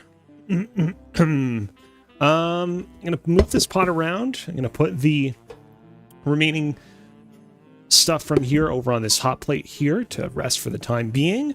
Let's see here. Step number 12. We're going to shred half a cup's worth of shredded Parmesan cheese and add it to a bowl. We already did that. Perfect. By the way, I apologize that I've been avoiding some of your messages in the chat, HJ. Do it. I dare you. Aw, man. I'm glad you are sane then. I'm assuming you're saying that in response to my proposal about not doing mac and cheese with eggnog. Yeah, I am somewhat of a sane person, but occasionally I dip into a little bit of insanity. Step number 13. We're going to melt 4 tablespoons of butter in a saucepan and then combine together our melted butter, shredded Parmesan, 1.5 cups of panko breadcrumbs, and 1/4 teaspoon of smoked paprika. So let's go ahead. Let's turn our portable burner back on. Let's see here. We need ourselves a smaller... Here we go. Here we go. Here we go. Here we go. So let's get our 4 tablespoons of butter back in here. There we go.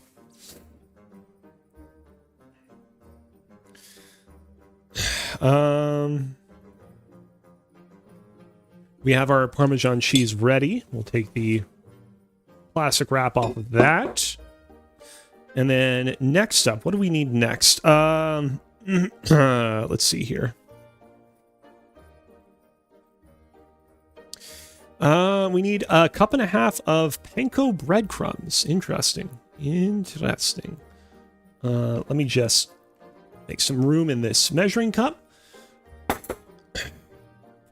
going to go ahead. Let's see here. Yeah, I'm going to use up the panko breadcrumbs that are left in this container first.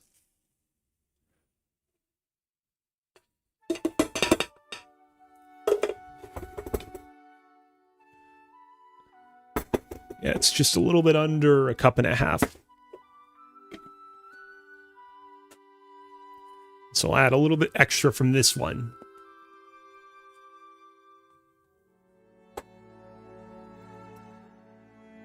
And so I think just a little bit more. There we go. That's a good heaping 1.5 cups of the stuff. Just got to continue to let our butter melt. Let me just consult the original recipe just for a moment. Sorry about that.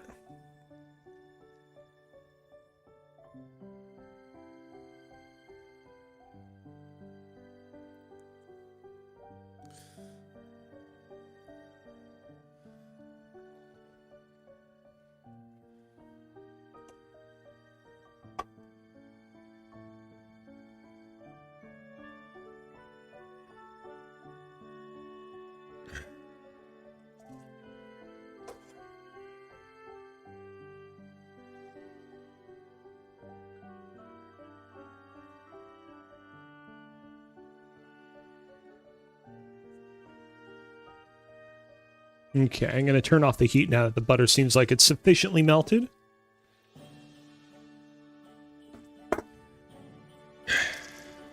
Oh, push thing over to the side. Next, here we go. I'll put the bowl on top of that.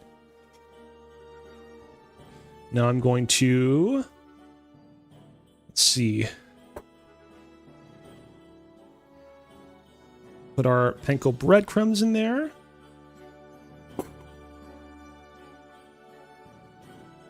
Mix our butter in there. And then mix it up.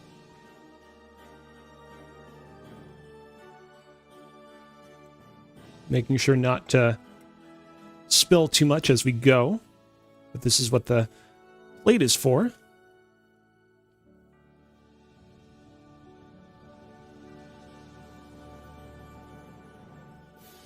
Yes, I will need to integrate our paprika. Let's do it now, actually. Need just 1/4 of a teaspoon.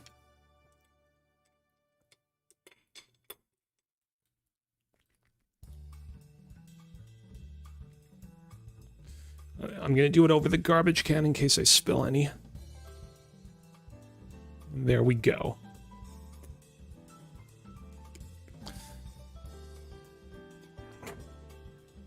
And we'll continue mixing this up now with the paprika in tow.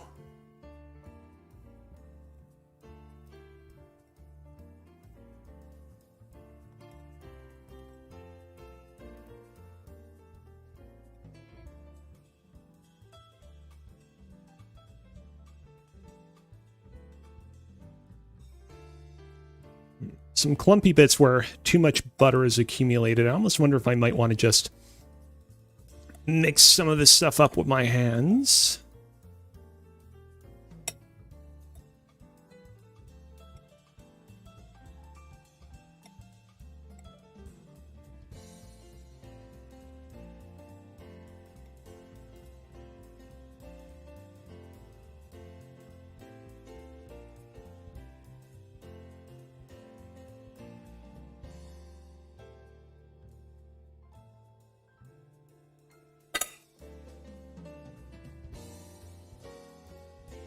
Okay.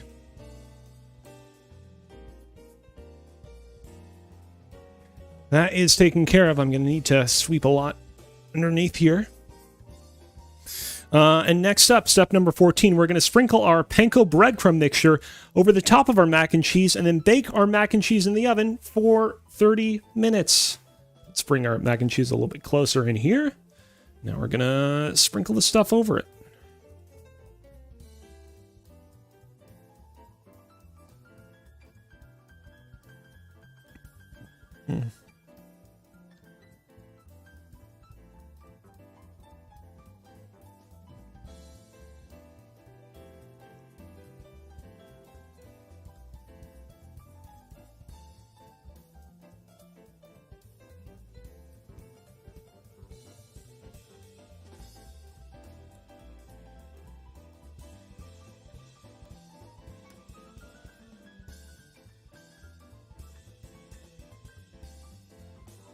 Trying to spread it very evenly because we got a lot of it left in the bowl.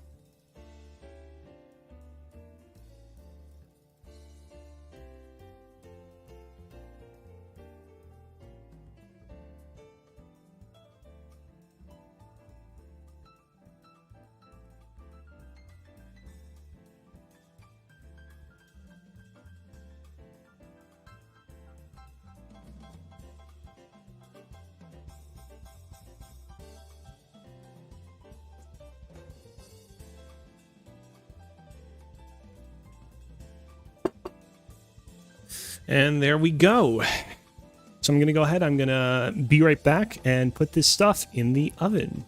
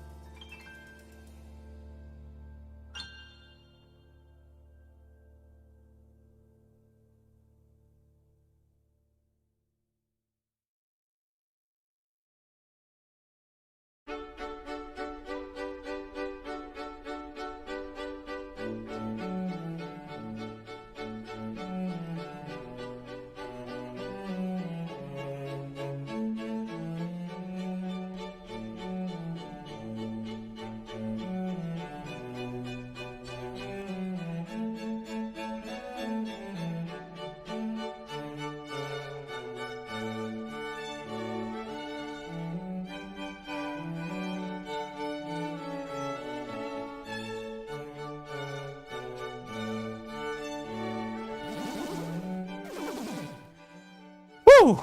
Our mac and cheese is in the oven, so let's go ahead and let's get our 30-minute timer in here. Now let's start that so we know that it has been cooked sufficiently. Man, we have a lot of cleanup to do on our table. A lot of cleanup. Let's go ahead. Let's just read the next step. Step number 15. While our mac and cheese bakes, we're going to whisk together 8 large egg yolks and a half a cup of sugar together in a medium bowl until light and creamy. Let's do that. Where are our egg yolks? Here they are. And here we go, all 6 of them. All in the bowl. Ready to go.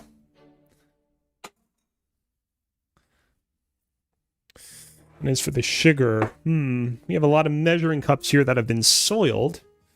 Let's see, which one could I clean better? I think I can clean this one better. So I'm going to do just that.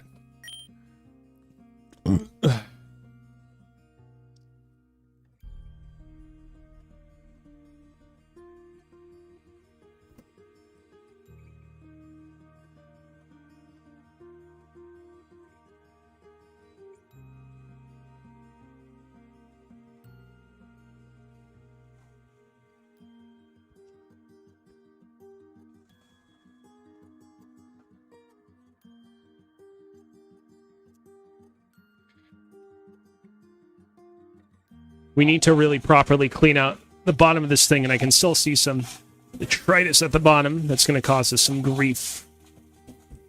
There we go. I think that's better.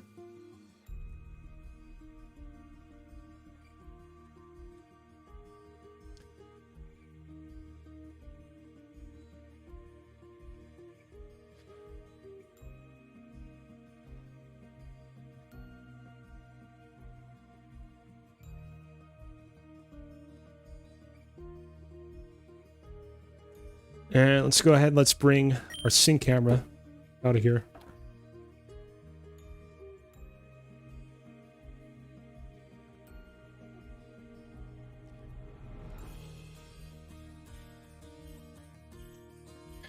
All right.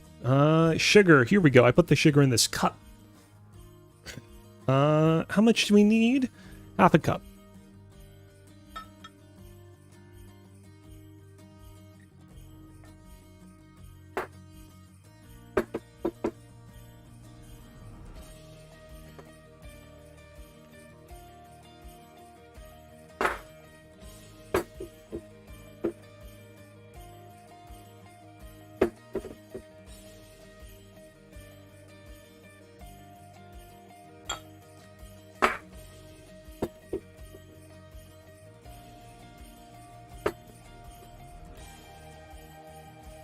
Add a little more.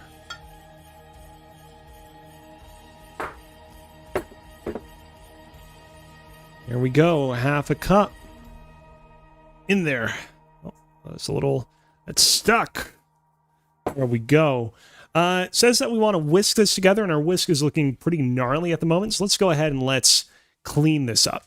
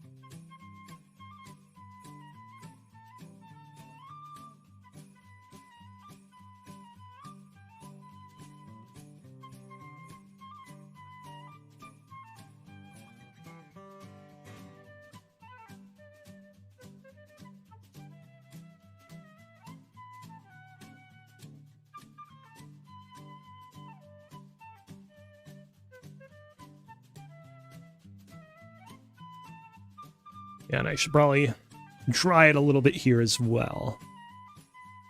Top part I'll dry with paper towel. You know what? I think I could go for a Halls. I think I could go for a Halls. Let's go ahead and let's grab ourselves a Halls. This is actually unopened, so I'm actually the first person to Open this bad boy up.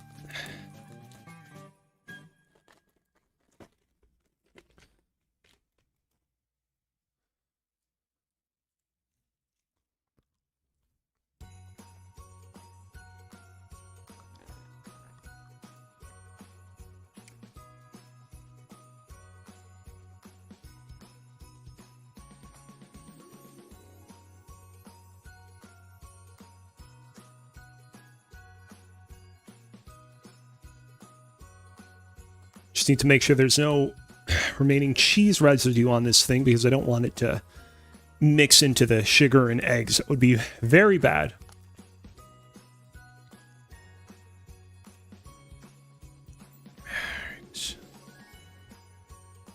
All right, let's go ahead. Let's mix up our egg yolks and sugar.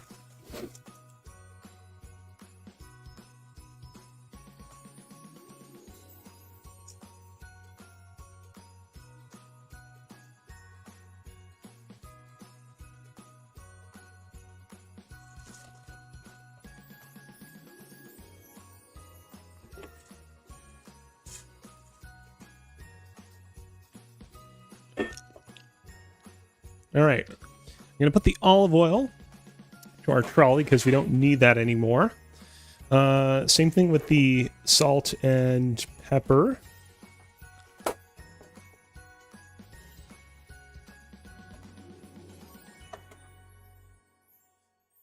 No, that's cinnamon. We're gonna need that. Okay. Well, you know, we won't need any more sugar, so we'll put that in the trolley as well.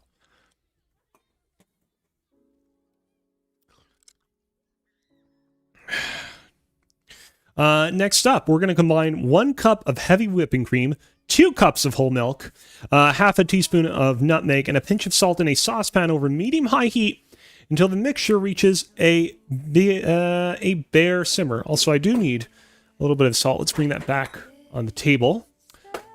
We're probably going to need to use this, so let's go ahead and let's clean this up once again. To the sink we go.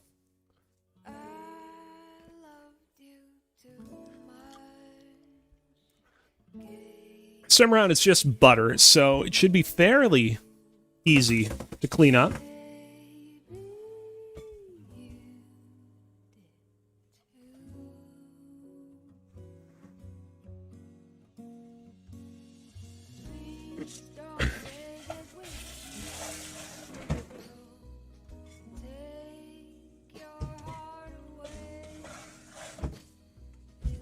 All right.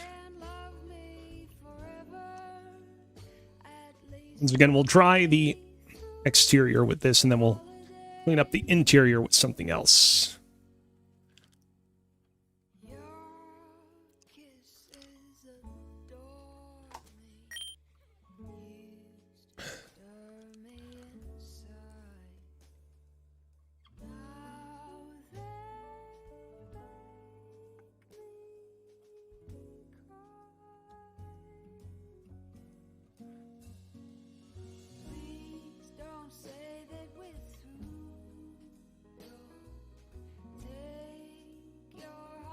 Okay. Let's go ahead. We'll go... Yeah, let's grab our cream and our milk. Put that in here. Actually, this is a cup that we used a little bit earlier that had a little bit of flour in it. Also, we are out of... No, wait, hold on. We have a little bit of leftover paper towel. But very soon after this, we will be out of paper towel. Use this to just mop up the excess flour that was left in the measuring cup from earlier. It should be good. Let's go ahead. We're going to pour out a cup of heavy cream into here.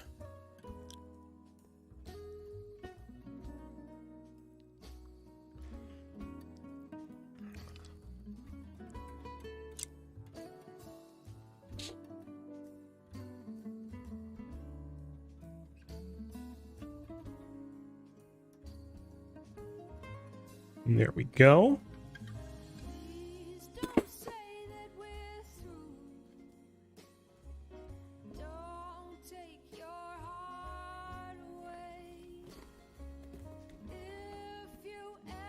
Next, let's get our normal milk in here. 2 cups of the stuff.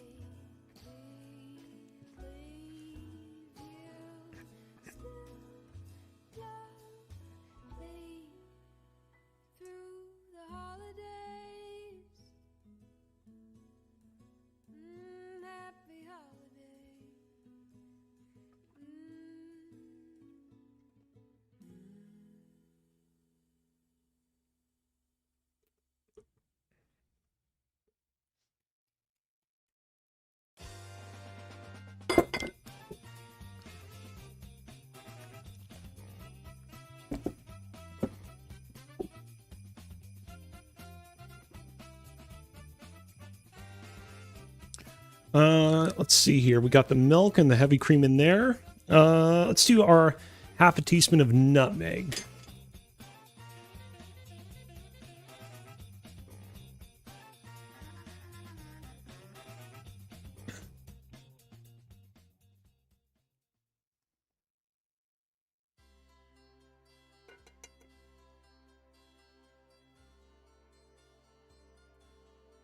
There we go.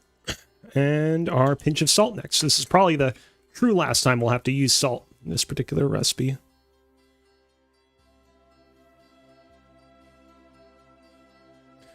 There we go.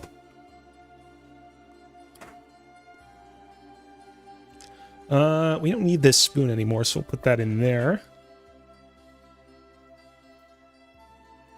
Go ahead, we'll use this spoon to mix this up while we turn up the heat a little bit. Medium-high heat, so we'll turn this up to 5-ish. That should be fine.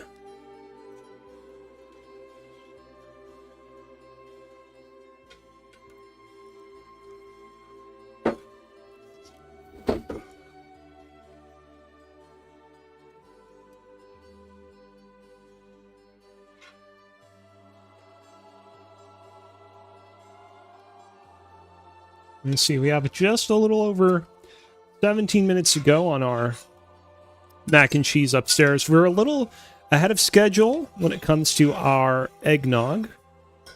But we also have a lot of cleanup to do, so I'm sure we'll manage to make good time.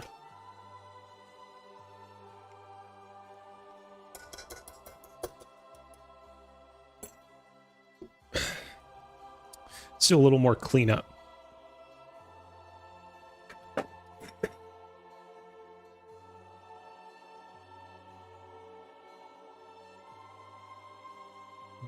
Push that back to the center again. I'm gonna have a little water. All this is doing its trick, but water can't hurt.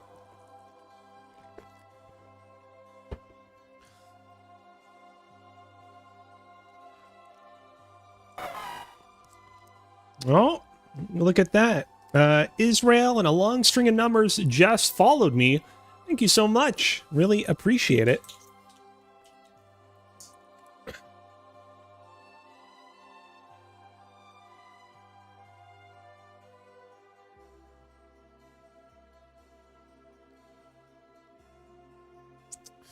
All right.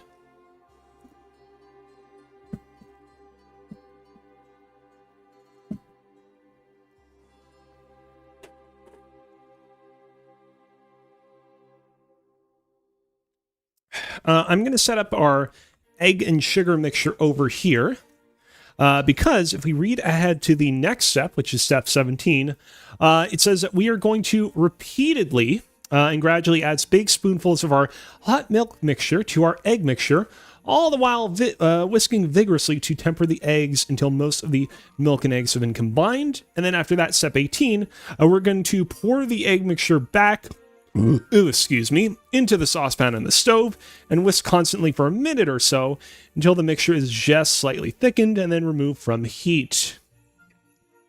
Israel in the chat says, I love your streams and enjoy your content. Thank you. Very much appreciate it. I mean, I hope that you're not a bot, because you do kind of sound or seem like a bot, if I gotta be totally honest, but maybe you're not a bot. You know, they say that the number one way to tell whether or not someone's a bot is whether or not they immediately donate $100 The biggest says that looks like an awful lot for glass cheese. I'm not sure what glass cheese is supposed to be. We have the mac and cheese is currently baking in the oven right now.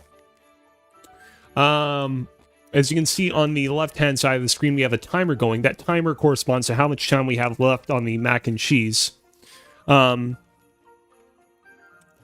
Let's see here. Let me just stir up our milk mixture a little bit while it warms. Right now, we're purely in the eggnog section of the stream. We're only working on the eggnog because we need something to occupy our time while the mac and cheese cooks.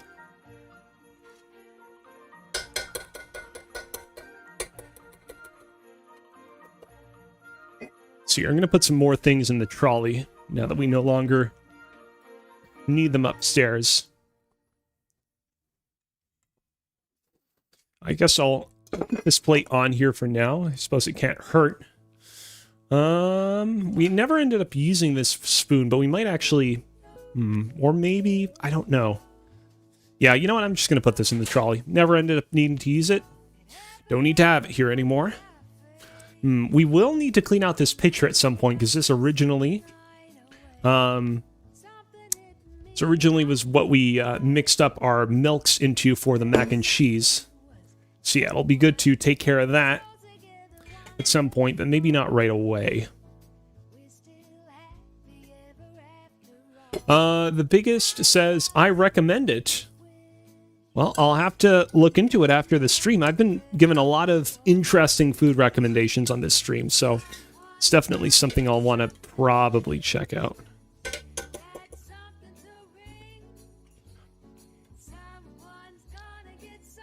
Also, my phone is losing energy. I better start charging it. Let's see here.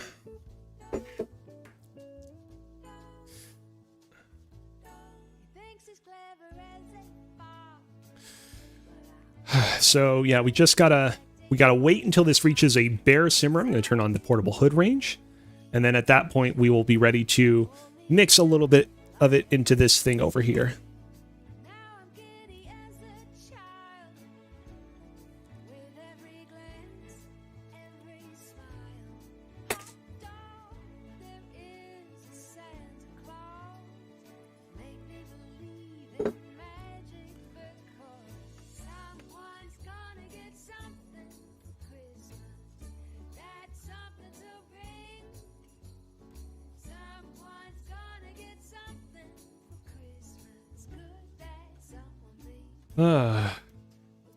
Let's see here. The biggest says, glass cheese is the Glasgow special. Oh, that makes sense. That makes sense. I was like, what could glass cheese be short for? Because it sounds like glass, as in Glass.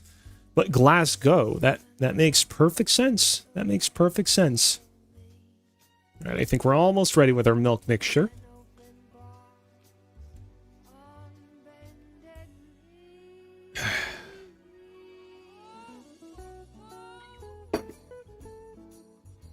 You know, we don't need this plate anymore, so I'll put it in the trolley as well. Let's see here. This hot plate we no longer need over there, so I'll put it over here. Have it ready for when we bring the mac and cheese over.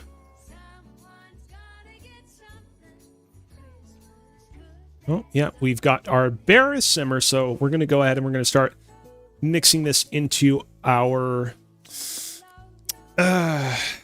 mixture of mixture of eggs and sugar. So let's go ahead and start doing so.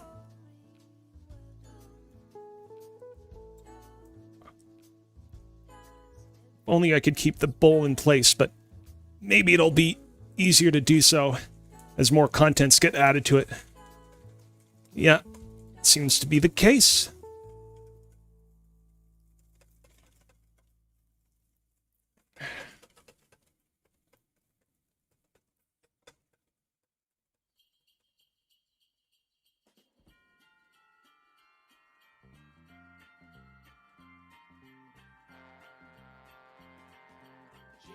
Almost there.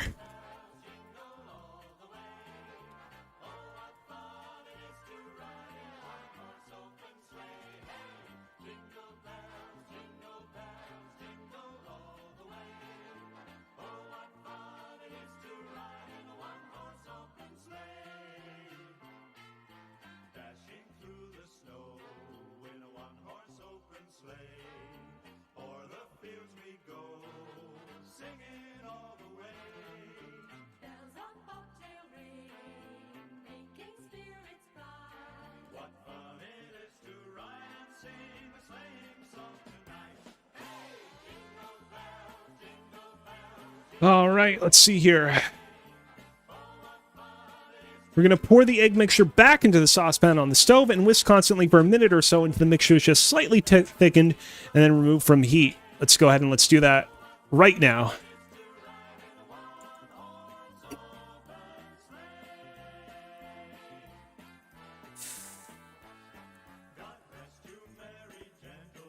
And we're going to mix this up for a minute or so. So when our countdown timer reaches 8.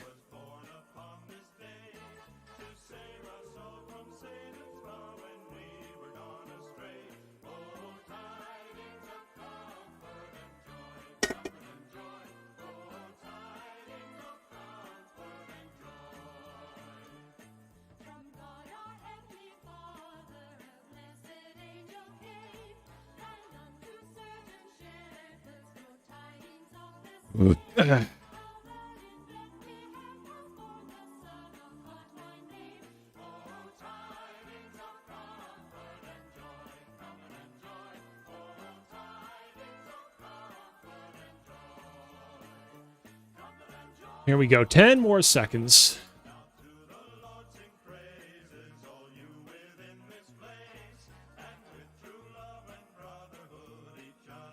Turn down the heat. Turn off the heat. Now we're going to remove from heat. And there we go. There we go. I'm going to, hold on, move the hood range over here. I don't believe we need to use the portable burner anymore, so I'm going to go ahead and I'm going to, yeah, it's off, and now I'm going to unplug it.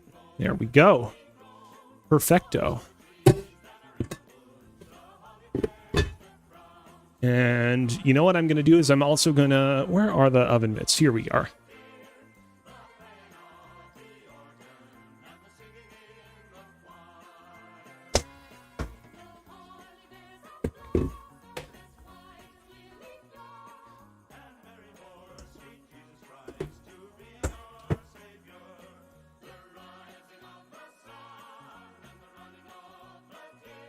There we go.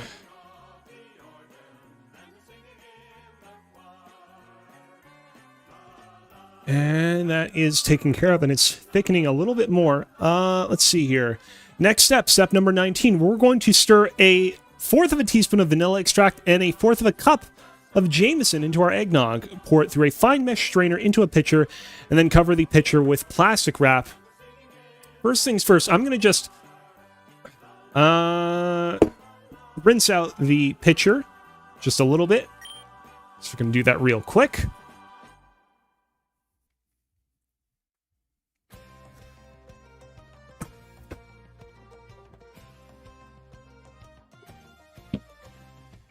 There we go. That should be fine. We don't need to be super thorough because the only things that were previously in this pitcher were milk and cream, which are 2 ingredients in the eggnog itself. So, should be fine.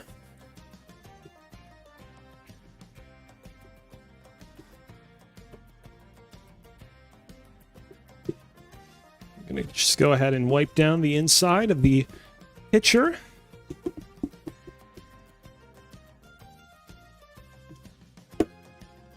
See. Gonna whisk it again.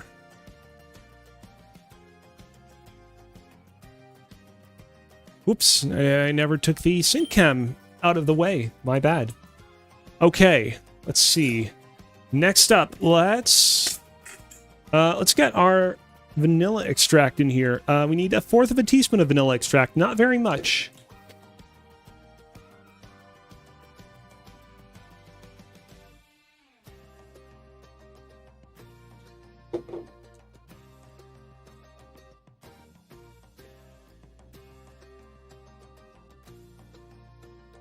I'm gonna mix that up real good.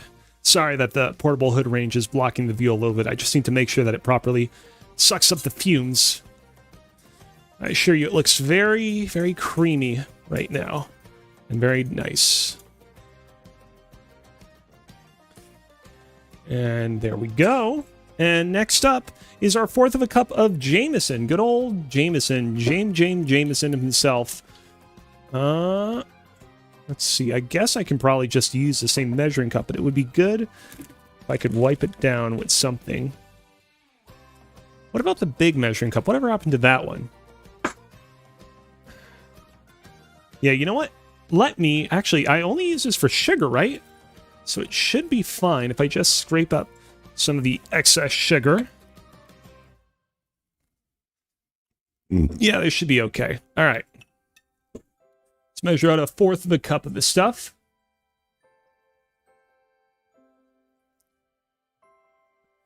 There we go.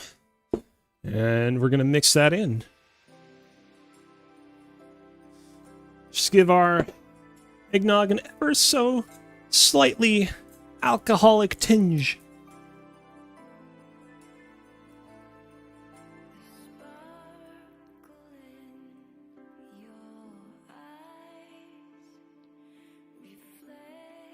Okay.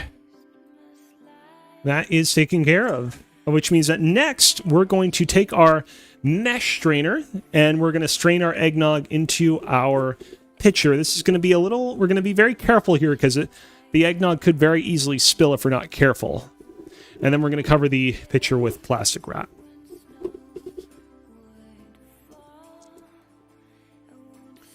Okay, I'm going to...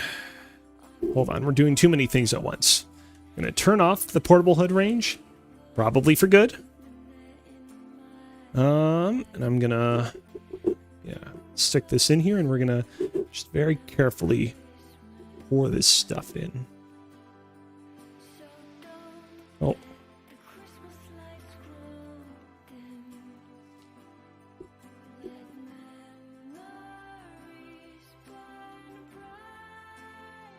Come on. It's not, why is it not going in?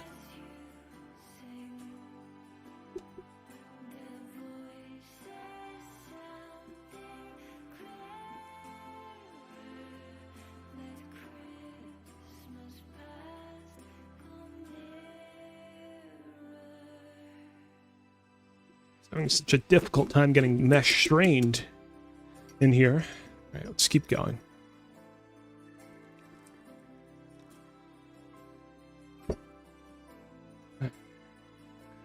Leave some eggnog for me, says Amelia Kazina in the chat. Don't you worry, I definitely will.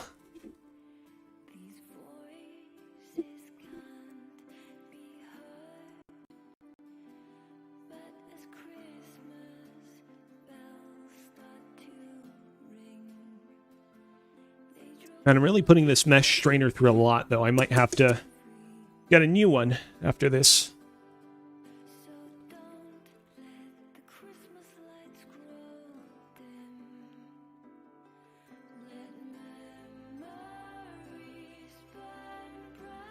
Also, the timer is about to be up, but it should be okay. If you leave the mac and cheese in there for like another few minutes, it won't absolutely burn down the house.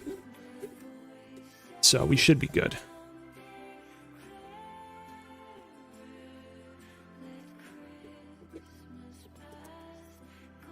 All right.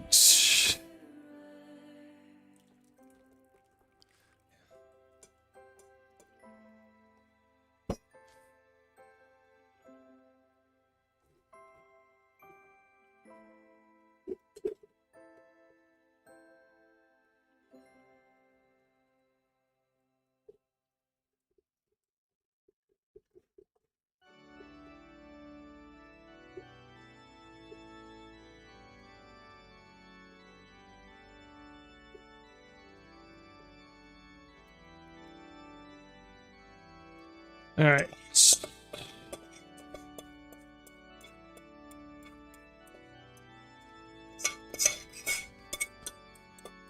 Get the last little bit of eggnog in here. The timer's up.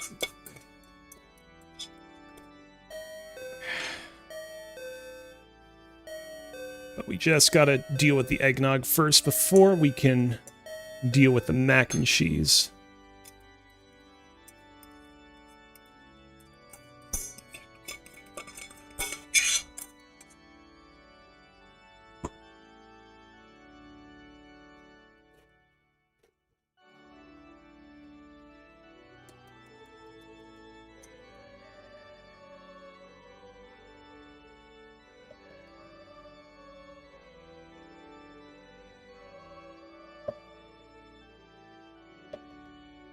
And there we go. Got a little bit, kind of made a bit of a mess of ourselves, but I mean, you can say that for the rest of the entire stream. Let's go ahead and we should grab ourselves, yes, some plastic wrap and cover the top of this thing.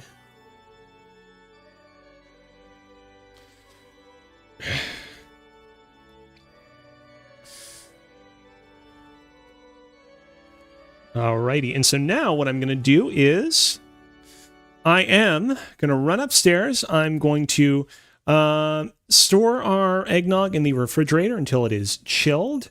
And I am going to grab our mac and cheese, and we are going to taste test our just deliciously cheesy, what is likely to be a deliciously cheesy creation. Be right back.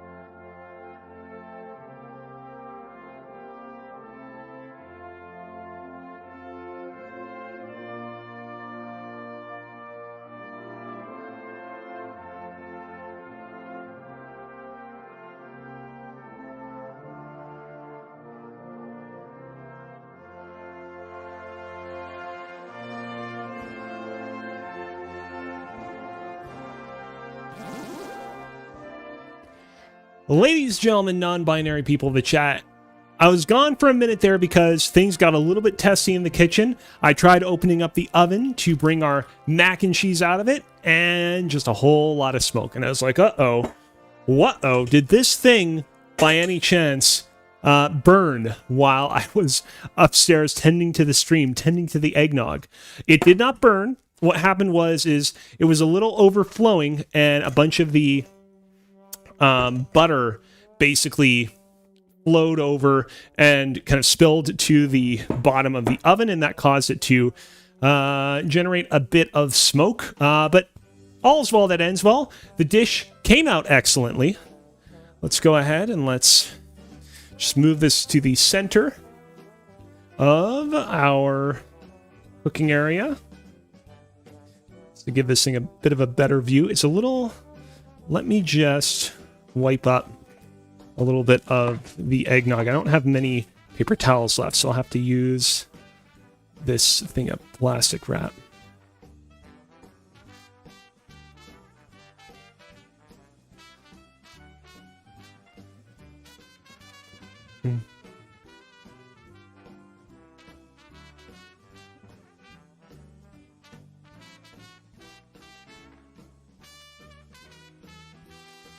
And there we go. And I'm gonna, let's zoom in a little bit so we can get a better view of the dish. There we go. And I'm gonna take a couple of pictures while I have the chance. Because why not?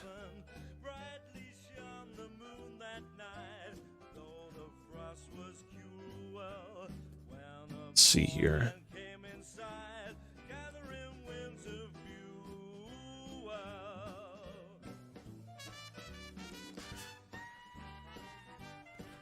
Take some from this perspective as well. It'll look really good, actually, with all the little bits spilling over.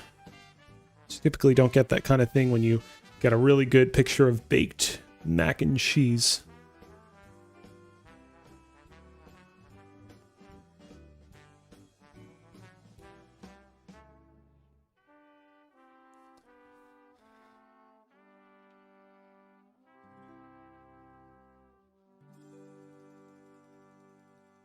Okay, I think that's good. I think that's good.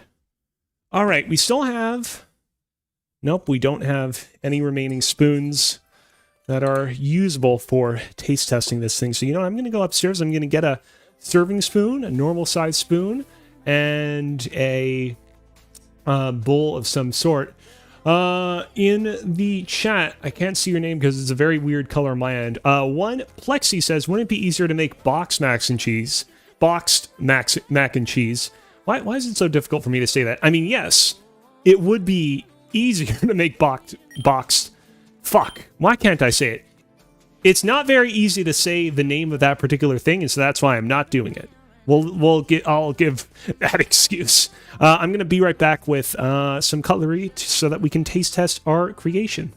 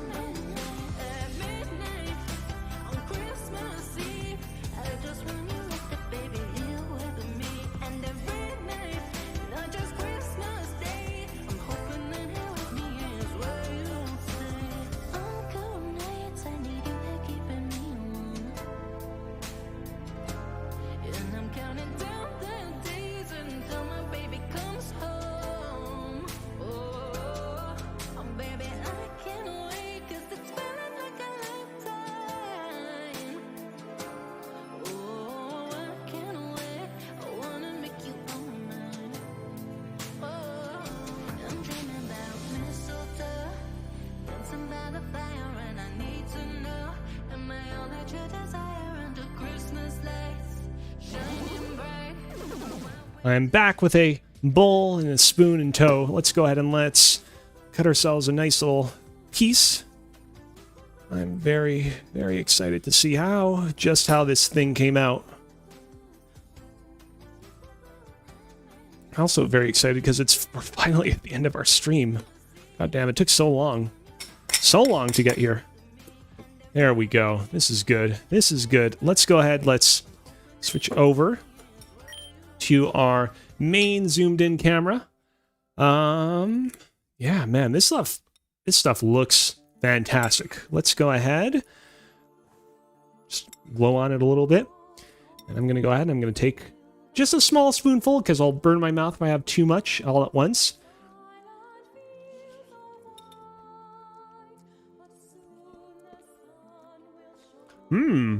That is good. That is very, very deliciously cheesy.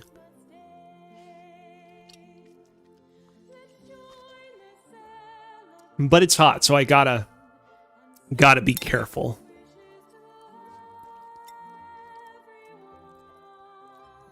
Can't have too much all at once. I unfortunately, what I was originally going to do is I was going to prepare another batch of pre-refrigerated eggnog for me to try on stream after completing my other batch of eggnog that I just made on stream. And I just ran out of time to do so. So I'll have to let you guys know on the social media how the eggnog came out after the fact. But I can say right here, right now, affirmatively that this mac and cheese is great. We got many trials and tribulations leading to its creation, but in the end, it came out just great. In the chat says, no white lies? White lies. I am not familiar with what a white lie is. I don't know if that's a type of mac and cheese dish. Thank you, though, for the follow. Really appreciate that. Let me know in the chat.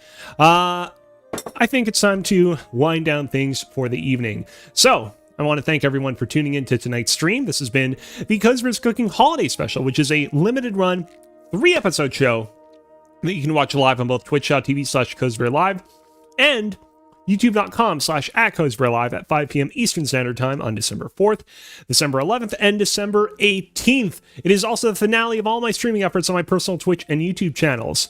There will be no more streams on either after this, so savor it while it lasts. So next week will be my finale, will be the utter complete finale. It's when you tell a little lie so it wouldn't hurt someone's feelings. Oh, I mean, I know... I knew white lie in that sense. I thought by white lie you were referring to some sort of dish. Anyways, remember that you can view full-length VODs of all my past streams on both platforms, Twitch and YouTube, and you can keep up with what I'm doing outside of my streaming efforts on Blue Sky. I am at kozibear.bsky.social there. I definitely do that because I'm going to have some pretty cool announcements there over the coming months that you're going to want to know about. And with that, thank you to everybody for tuning in. Hope that you all have a good night. I'm going to have myself a little mac and cheese.